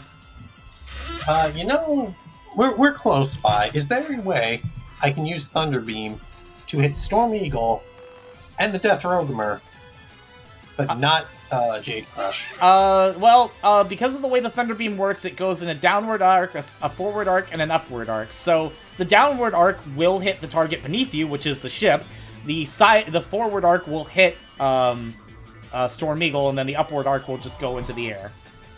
Oh, cool. Oh shoot, sorry, I rolled my damage on my third shot. I got a little excited, my bad. I technically took it, but yeah, go ahead and roll the attack die and show me how that would have been. No, you rolled your attack die, I see it. I rolled attack and damage on my third shot, I'm sorry. Oh, okay. No, you're fine. That is a successful Thunder Beam, because well, actually, I can still try to evade, although I'm still technically stuck in this disadvantage rut. Attacker gets it. You got it. Zap. I'm so sorry to have inconvenienced you with disadvantage. Your Thunder Beam does ripple through both the ship and the bird. Wow. Thunder attacks. Oh. As of this point, I'm gonna have Errol go ahead and roll a flight skill check as he still keeps continuing to move. With a 39, you're wondering, he's getting out, he's getting away from the battlefield, and you're like, what the hell is he doing? And you can ask him at this point, it's fine, but Errol, what's going on? And as a response, he says, friendly target detected. And something jumps onto the side of the ship. Friendly target detected. Ya boy just wall jumped off of the airport. That came in. X came in just in time as the fun, uplifting part of the saga listening to came on. Oh my god. Perfect timing, sir. He goes ahead and does his bonus action for wall slide, wall jump to get into the ship. Which is fine. And he hops in over to the side, now rocking a new piece of armor. Woo! And he gives a very friendly smile. Miss me? Quit, that's hot. Looking good, blue boy. What took you so long? It's wiping out an entire airport. Well, you made it. Welcome aboard. Mavericks are neutralized at this point. Let's take care of the last one, shall we? Roger, roger. Over that way, Captain. You just called me... He's technically not a captain yet, but... Okay, well... No, it's fine. I'm in the moment. He Just get out there. It's not like I like you or anything. New boy in the streets, captain in the sheet. Got it. You know what? Oh no. Mm-hmm. You passing priority from here, R11? I took all my power actions. I took all 3 power actions. I'll let you go handle it. I technically still need to get Storm Eagle up and going, and I know exactly how I'm gonna deal with this. I would also like to point out, yeah, if you're looking for someone to still twist the knife, I've locked into power in analytics. I got nothing. Oh, I know. At this point, I know. Yeah, it's time to start making things actually be difficult for you guys. Let's go ahead and finally get some real difficulty going. Remember, guys, we got this. It's got 30 LE. We got nothing to lose. Oh, no. I am talking up my ass. I'm so sorry. You jinxed We have us. so much to lose. Yep. So, Yep. An egg plops out of I'm not Storm the only Eagle's one talking mouth. up my ass. Damn. Dyna sees this and then looks up at Storm Eagle and is like, I am so sorry, ma'am. I was unaware. The egg breaks and generates 2 It generates 2 bird drones. Oh my goodness, have I been misgendering you this whole time? Oh my god. He groans at the response, and immediately tells them with an analytics action to cover him. And they're going to go ahead and attack you both. Let's see. The first is going to be Untrained plus 1d4 plus 3, targeting Jade Crush. Oh, actually, sorry, I forgot. This is actually, it should be at tier 3. I need to re-roll that. It is not a -8, thankfully. It is a 2 instead, targeting Jade Crush. I have a response, actually. What is your response? Time arrow at the bird drone that's attacking Jade Crush and at Storm Eagle because Yeah, because you can toss 2 of them. Yeah, that's fine. Yeah, go for it. plus 1d6 plus 2. That's a 10 to hit both. I still am technically evading at disadvantage here because I'm still grappled. So let's see if I succeed on that. Yep. Oh yeah, no, Storm Eagle actually dodges your time arrow. The bird, however, will not. You can go ahead and roll the damage die on it. And you kill it. You just kill it. Ooh, nice shot. That being said, there is another bird that is coming at you. I'm gonna glare at it. It is a 9 to hit. I wish to attack this fucker with my beam saber. Go for it. With a 0. Hey, no, it's not a 0. It's an egg. It's an egg. It's a goose egg Yeah, at this yeah. point. With a 0, you attempt to swipe with the beam saber, and in doing so, in your overzealousness, you slip your tail a little bit too far. You are not only going to take the damage die from this bird drone.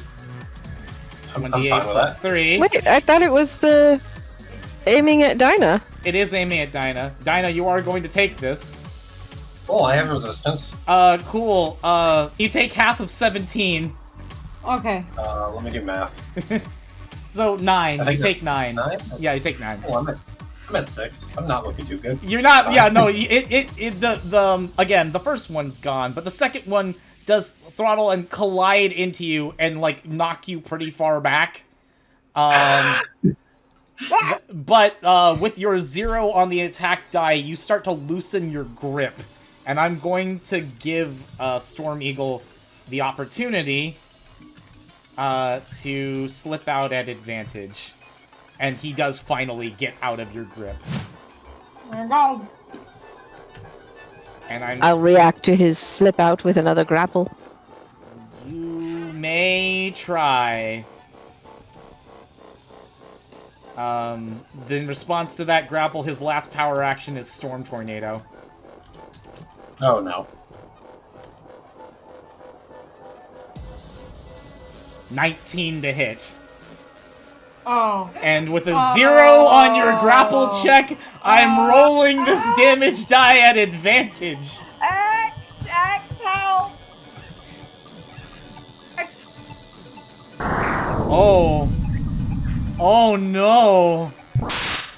Let's read what happens when a positive crit happens with Storm Tornado, shall we? Yeah, sure. So when Storm Tornado gets a positive crit on the damage die, you can choose to ignore the extra power action provided by the impacting critical bonus, and if so, you can add an extra 1d4 plus power force slashing damage in addition to your current damage die roll. If the slashing damage has a positive critical explosion, it doesn't trigger the slashing critical crit. So I'm gonna go ahead and roll that extra damage while I'm at it. So that's gonna be an extra D4 plus 3. It doesn't matter. I only had 13 LE left. Oh. Oh, so you're incapacitated at this point.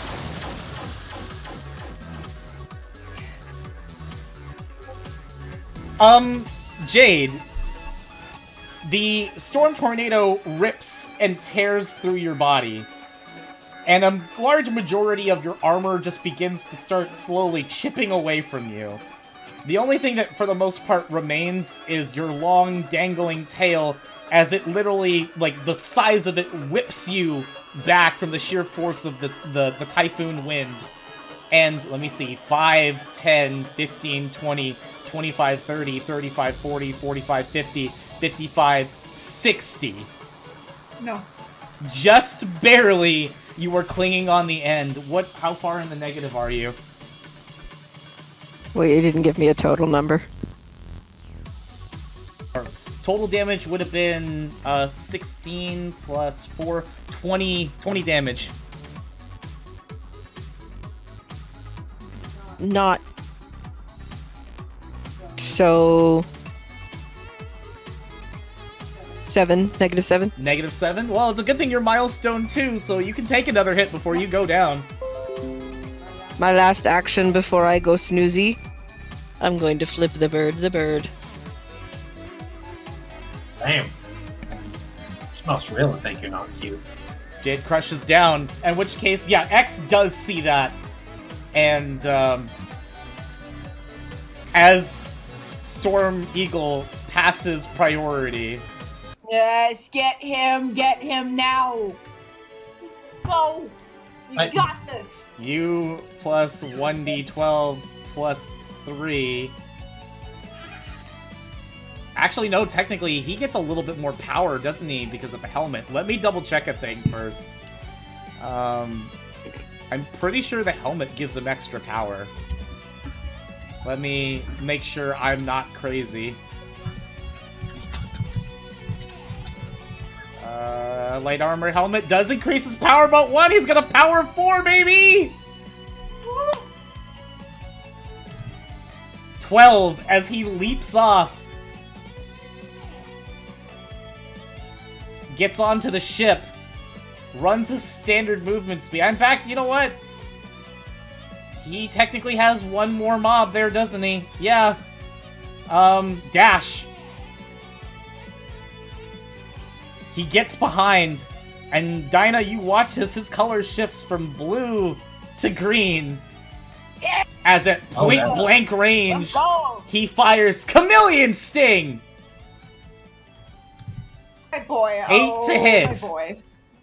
Looks like bird ain't the word today. Let's see. Yeah. He does technically have... No, he doesn't have mob because he used analytics for his bird drone. He has no mob actions.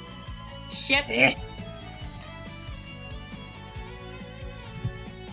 That is going to be twice the damage. That's 18 life energy off of his weakness. It's been taking a lot of damage. Yeah. And actually, guess what? What's the important thing about a chameleon sting? It fires 3 shots in a row. Yeah. That's another 24 LE. He's at negative 6. God. Oh my god. That's another 24 LE. He just killed Storm Eagle. Holy shit. Damn.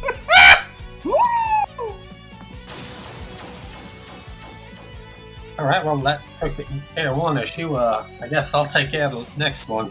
Yeah, no, at this point, he just shoots completely, wipes him off the face of the earth with that blast. Yes! Well, Oh my good god. job next. I'm gonna go ahead and see if I can make this thing actually land. I'll try to. X looks over to you and says, "There's still troops on this ship.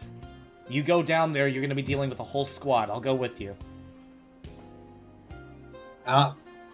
Heal! Up. Heal! At this point, Heel is just kind of slowly trudging up against the wind that's still pushing him back. Yeah. You think you can grab Jade as well? She's not looking too great. Yeah, I'll see what I can do. X is gonna basically, urge you to come on, and he jumps down the hatch. I will follow suit. Okay. Hold on a second. Turn the music back up. Hey, Dyna. Hello. Give me a stealth skill check. Too. Oh, Stealth, you say? A stealth skill check, I say, yes. You plus 1d4 plus 3? That's an 8. That's surprisingly decent. I mean, that's better than what X has. Shoot, you're telling me. X, Oh. Okay. X has the mindset of like, you don't need to be stealthy if there's no one around to see you. Right? Oh, that's what Zero's eventually gonna teach, right? Actually, wait. I think as far as that goes, let me verify and make sure. Milestone 2 Mega Man X. Oh, he does technically have a mob of 3. Okay. So at that point, I mean, he rolled a 5. Let's see how bad everything is gonna be with, let's see. We're currently piloting. I think I generally have armor soldiers as the main pilots for these vehicles. So if the armor soldiers on the ship do in fact spot you, you technically will have a bit of a larger battle on your hands. Let's see what happens. 1d12 plus 2. Technically, you succeed where X fails. So X distracts the entire group while you gun down the ship. Oh, I was gonna try and operate it and actually fucking land the thing. I was gonna say, the last time you tried to operate an airship, you saw what happened. Yeah. You know what? Fair, however. You know what? Fine. You want to go for this? Give me an operate check. I can't wait to see you screw this up. That's a 7. That actually did not screw this up. You rolled the bare minimum to operate the airship. They just hear over the intercom, "Hello now, this is your pilot speaking. We are coming in on the airport. If you're smart, you will lower your weapons, or so help me, I will crash this. I would like to remind you, I am a mech. I don't have hands. Steering this is going to be a bitch." I will turn this car around. Please return all trays to the upright position. Heel, you have the opportunity to get to Jade Crush as she is just barely hanging on the side of the ship. Definitely want to try and pull them away from the side of the ship in case this landing gets a little rough. Yeah, that's fair. Understandable. And do a repair check as well. Yeah, good plan. To do repair. Good old repair. With a... Heel's such a good guy. I love Heel. He puts you back, I believe, at 1 life energy. So you're at least functional. As your optics come back on, you see Heel working on your body.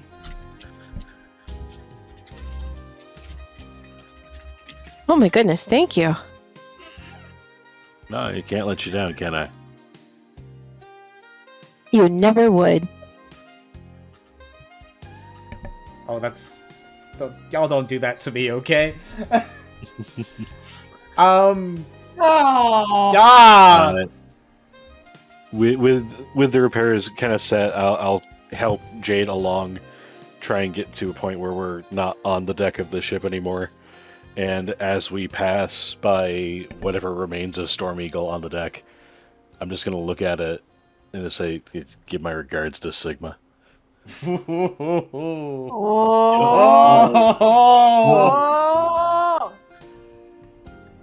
You make your way back down. Dyna is piloting the ship. Everyone's horror at this point. Anyone peeks in, I'm just running on the fucking steering wheel. That's funny. Good job. Get this Met off the yoke. Eventually, once everything's kind of worked out, X is going to go over there and he is going to actually perform a real operate skill check. Wow. With a 14, he'll actually fly the ship for you. Well. He kind of looks over, kind of back at you and said, "I'm really glad you guys were my backup this time." Of course. We got your back. I'm debating on if I want to call him Mega Man or not. He We got your back, Rock. did what? Huh? No, you just remind me of the old Mega Man. Rock, we called him. That was his name, right? Yep. Reminds me a lot of you. Or you remind me a lot of him. Wasn't one for fighting, but when it came to protecting those he cared about, wait, I would not want to be on the business end of his buster. Glad to know that runs in the family. You know what? I'm a little curious. I don't really ask about it too much, and I've never really gone to the museums or anything like that. Tell me a little bit about the actual Dr. Light.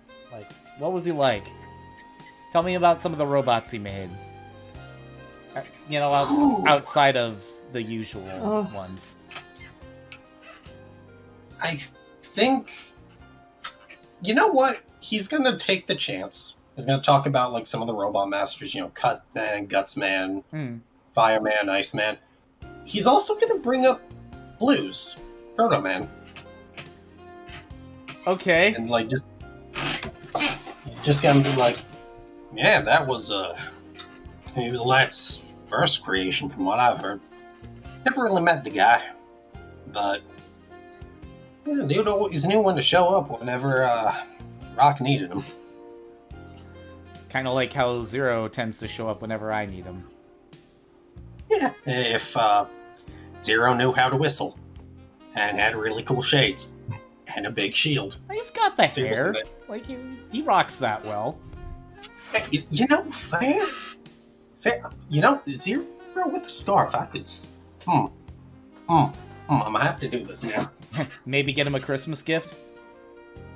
I like the way you think.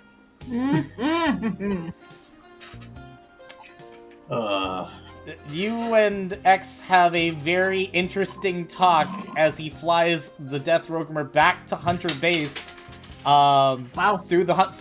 You actually kept the Rogumer! You brought it back to the Hunters! They have siege-level weaponry again! That's awesome! Holy crap, guys! My thought was either this is how Dyna dies, or I'm gonna pull off the sickest save in the world and we're gonna have a fucking airship. What the hell? Yeah, no, like, you can take that to the castle! Yeah! To the castle! To the castle! Someone's gonna look out his window and just see the cannons all pointed Oh directly. my god, yes! Alright, eventually, you guys get the opportunity to land the Beeblader on top of the ship. So, Hell yeah. eventually, it can deployment you out into the hatch. Yeah. And you get the opportunity to kind of, walk on back. Yeah. I'll And sit and observe for a little bit. you See s- that the two boys are talking and just kind of sit there on the side and just think and reflect to myself. Yeah, Cutman was great, except he kept having this habit of, you know, making cut puns. And Iceman was decent, but then he started getting a little interested in Roll, and we still question that. We still question that. Roll was Rock's sister, right? Yeah. I'm trying to keep. I'm level trying to figure out the whole family tree here. You're going very fast on some things. Sorry. Oh yeah, no, she was the sister, and she wasn't built for combat, but she was terrifying. Like, she had a broom, and you wouldn't think a broom is terrifying. But I have seen large robots about taller than you get knocked through walls with it. Oh, your girlfriend's here. He doesn't even, like, get flush or bat an eye as you say something like that. Mm-hmm. That's right.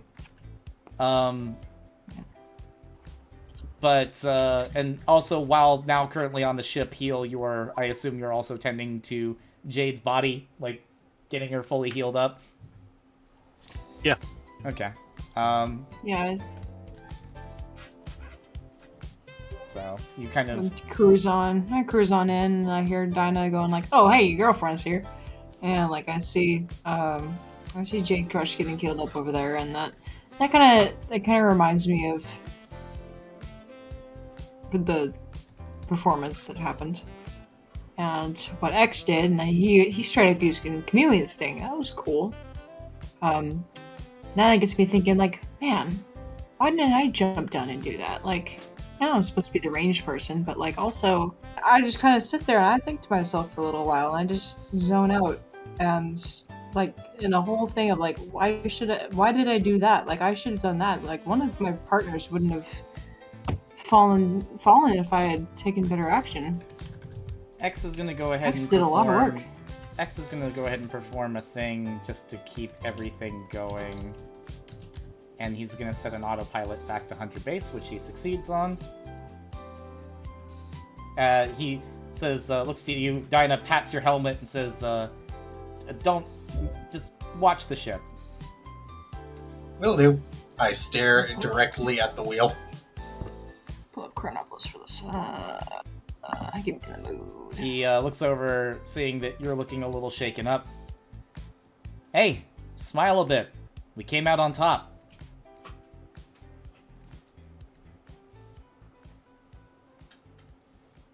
Well, if you insist.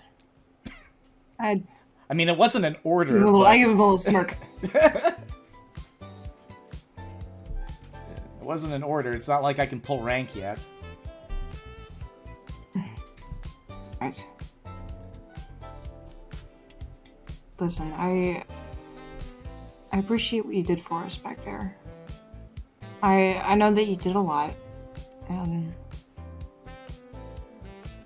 I'm not really sure what I was thinking. I was trying to fulfill my new role as the sniper of the team, and I'm gonna be honest. I made a promise to Sting Chameleon. Well, he wasn't technically all there for it because, you know, he's dead. But I made a promise to him that I would carry on that that legacy of. While I appreciate what you did, it made me realize that I could have done all that so much better. You were the eyes and ears for the team. That was just as important as any role that anyone had. Somebody fell. I was the eyes and ears, yes, but I let somebody fall. I can't do that. He looks over to Jade, and they got back up.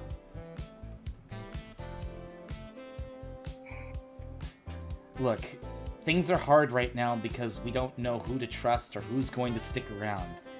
So, for the time being, at least as long as we're working together, we have to go ahead and we have to stand by the ideals that the Hunters do stand for. We can all protect ourselves. So, it's a little different than being the sword and shield for those that can't. We have to trust each other. We have to rely on each other. And there's gonna be times where we're gonna have to make a different judgment call. And I'm not gonna blame you for making whatever decision you need to on impulse, as long as you're doing it for the right reasons.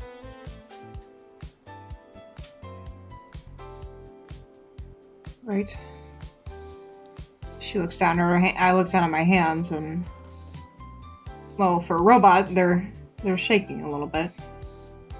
I'm hesitating on reaching out toward him. X is going to dematerialize his buster, and he's gonna grab your hand with that one. He's gonna center you with that touch. And I'm technically using that as a persuade skill check.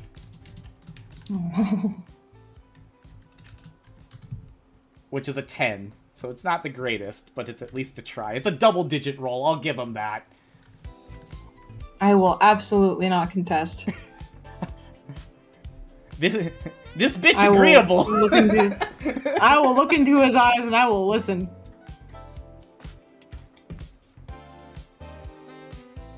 let's go home. That's all Give he him a says. nod. I give him a nod. Right. I stand up. And I pat his shoulder. And I cup his cheek Oh, with one hand. oh. And I say, thank you. I give him a kiss on the cheek. And then walk away. And he goes beat red flush. Jade is doing a silent scream in the background, putting her two pointer fingers together, just like tap tap tap tap tap. Those fingers going No, like no, you had to hold. Oh, yeah. You had to hold still while I'm doing it. Hold still. Dyna turns over and starts doing the wily eyebrows at X, like, Hell yeah. Hell yeah. and then turns over to R11. Alright, so, just so you know, I call dibs on being the Godfather. That gets a snort out of me. X is You know gonna like go. I'm gonna go check the I look detainees. I look over to Dyna and give him a little smirk, and I was like, "You know what? Yeah, you can absolutely be the cool uncle." I can't wait to completely spoil them and teach them all the wrong lessons. Yeah. Like how to drive a Death Rogumer with your feet. And You know what? As long as it's not a Beeblader. scene. We're done. Season 1 wrap up. There we go. God, yes! Let's go, guys! We drive off in the sunset! Holy crap. What a session. This was nutty. So people are probably asking, well, you're only halfway through X1, so what are you guys doing? Well, it's not that the rest of X1 isn't going to happen, it's that we're gonna give the main cast a bit of a break. And I think X has actually earned enough of a shot to go and take care of the rest of the situation on his own for a while. So we will get to see what happens with the rest of the Day of Sigma cast, but it's going to be a new season, and there's going to be some new things going on. There may be a little bit of time between seasons where we get to see what's going on with R11, with Dyna, with Jade Crush, and with Heal, even with Valenteam, because guess what? He's coming back. What's happening next? The next time you see the 21XX cast, the X era cast, will be a midquel episode in between season 1 and season 2, which will have a bit of a time skip. And you'll get to see a few different things and have some interactions with some characters and hear about what happened to X during that gap of time, or what happened to the rest of the cast at that point. So yeah, there may be some key things that you get to miss out on. There may be some perspectives that you may not necessarily get. But again, part of the things about 21XX is you guys are able to go out and make your own stories. I don't want to write the entire, or weave the entire tale for you. I want you guys to think of some cool ideas and go do them yourselves as a community. Make your own parties, go and do your own adventures. This is just one portion of that, one potential storyline out of many. But when we do continue after the midquel, we will be going into Mega Man X2 and all that entails, and we'll be having a few episodes, or like we'll have a season, basically a season length of that going on too. We did technically sow a little bit of seeds for season 2. I don't know if any of you guys caught them. No, I was too stoked about the fact that we got an airship. That's fair. Yeah. Ronan, did you catch any of the seeds I've been sowing for season 2? I'm not a farmer. I can't say I have. But Ah. I might have. I might have. Well, I know the chat's probably talking about it, but it's fine. But they've been listening. But yeah, no. Thank you guys to our wonderful players. I had a lot of fun. This may not have been the climax you were expecting, but it was the climax I needed. Okay, Batman. It was the climax I deserved. Me too. But if you guys want to see more 21XX content, don't worry, you can still be satiated with it. In another 2 weeks, we have more 21XX over. Yes. Oh my God. Oh boy, we got a fight in the classic era we're dealing with right now. Y'all want to see me cry? Tune in next week. Or 2 Sorry, weeks. next 2 weeks. Yeah. 2 weeks, sorry. After those, and if you're curious, like, what's happening during the gap between Season 1 of 2 of Day of Sigma or Season 1 of 2 of the X era, funny you should ask about that. While there's going to be a little bit of free time, we will have other shows that will be happening, of course, with the 21XX system, but I'm actually going to take a little bit of time, during our X era segments, and, we're gonna hang out and play some Mega Man games on stream. We're gonna hang out, and play some content, and actually use it to kind of talk about like the process of like development with like character and NPC designs, how we consider aspects of the story, maybe even use that process of gameplay to consider developing new characters or new things for the system. It's a very open-ended kind of open-ended commentary where all the cast here is going to be able to hang out and play some video games, and who knows, we may have different people play different games. So Autumn might actually get the opportunity to play a Mega Man game on stream. Whoa. Brace yourselves, it's going to suck. So hey, what you mean about other games that are happening being run by you, or? Oh no, there actually are other games that are going to be run by other members of the CtrlAltCrit crew. And yes, shameless plug, Autumn is one of them. But we're gonna, I believe Autumn's first game that she's doing for the channel is going to be a departure from standard Mega Man fare. Can I spoil it? Can I let people know now? I brought it up for a reason. Do y'all like Street Fighter? Yeah. No, I'm actually trash at it. Well, it's okay, we didn't cast you. No, we did cast you! What am I saying? I forgot we did! Yeah, I'm playing a certain character that a certain person in the audience might like. Oh, fair. Well, I mean, there's a lot of characters that I don't want to spoil the cast list but Autumn is going to be running a Street Fighter centric 21XX game, which people are probably going to be like, how does that work? And if you want to find out, wait a couple months and you'll be able to see it in action. And heck, if you want to be able to play 21XX with us and you're in the neighborhood of Indianapolis at some point between the end of July and early August, come join us for Gen Con 2026, because we're going to Gen Con, guys! It's a long time coming. I haven't been to Gen Con since I used to run some other RPGs, also with Ronin, so, you know, it's been quite a bit. Try not to get the con crud, because if you get sick, that means I'm gonna have to do a little extra work. The last time I got get sick. If either of you get sick. If I get sick, Gen Con is cursed, because the last time I went to Gen Con, I got COVID, so...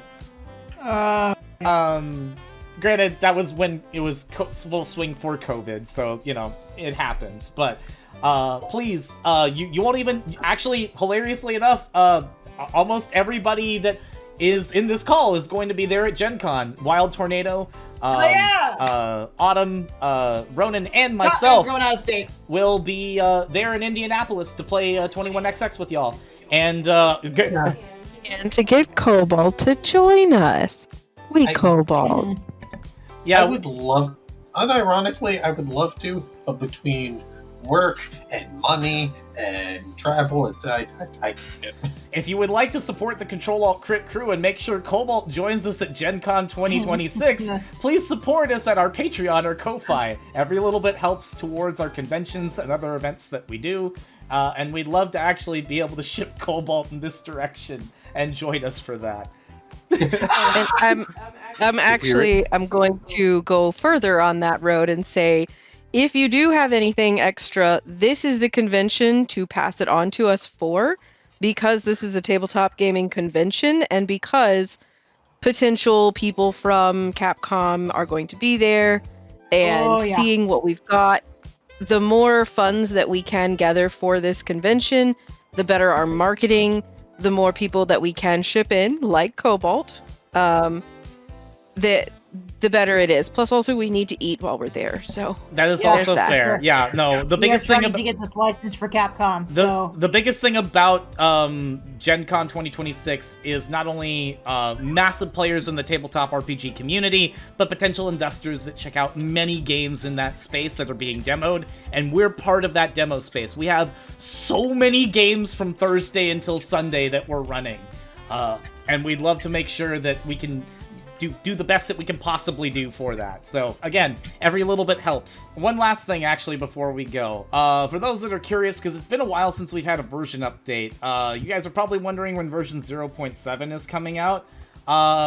Expect it towards the end of this year, because as I've mentioned before, but I want to make sure that it's perfectly clear, we're getting a multilingual update of 21XX very soon, which is going to have some massive adjustments to the visual design of the book. To make it more consistent, not only for English speakers, but also for those on the other side of the pond, with the first multilingual release being the Japanese version, and the opening of the Japanese 21XX community, which I hope y'all will get the opportunity to have some overlap and play around with for. So, again, it'll be pretty cool. Hope you guys will definitely check that out as those developments are made, and hilariously enough, I get to have the fun of... potentially either re-auto-dubbing or adding subtitles to all of our 21XX streams. So. Okay. So that'll be kind of fun. Looking forward to that. But yeah, thanks very much for joining us for tonight's session, guys. Take care. We'll see you with another stream. Peace.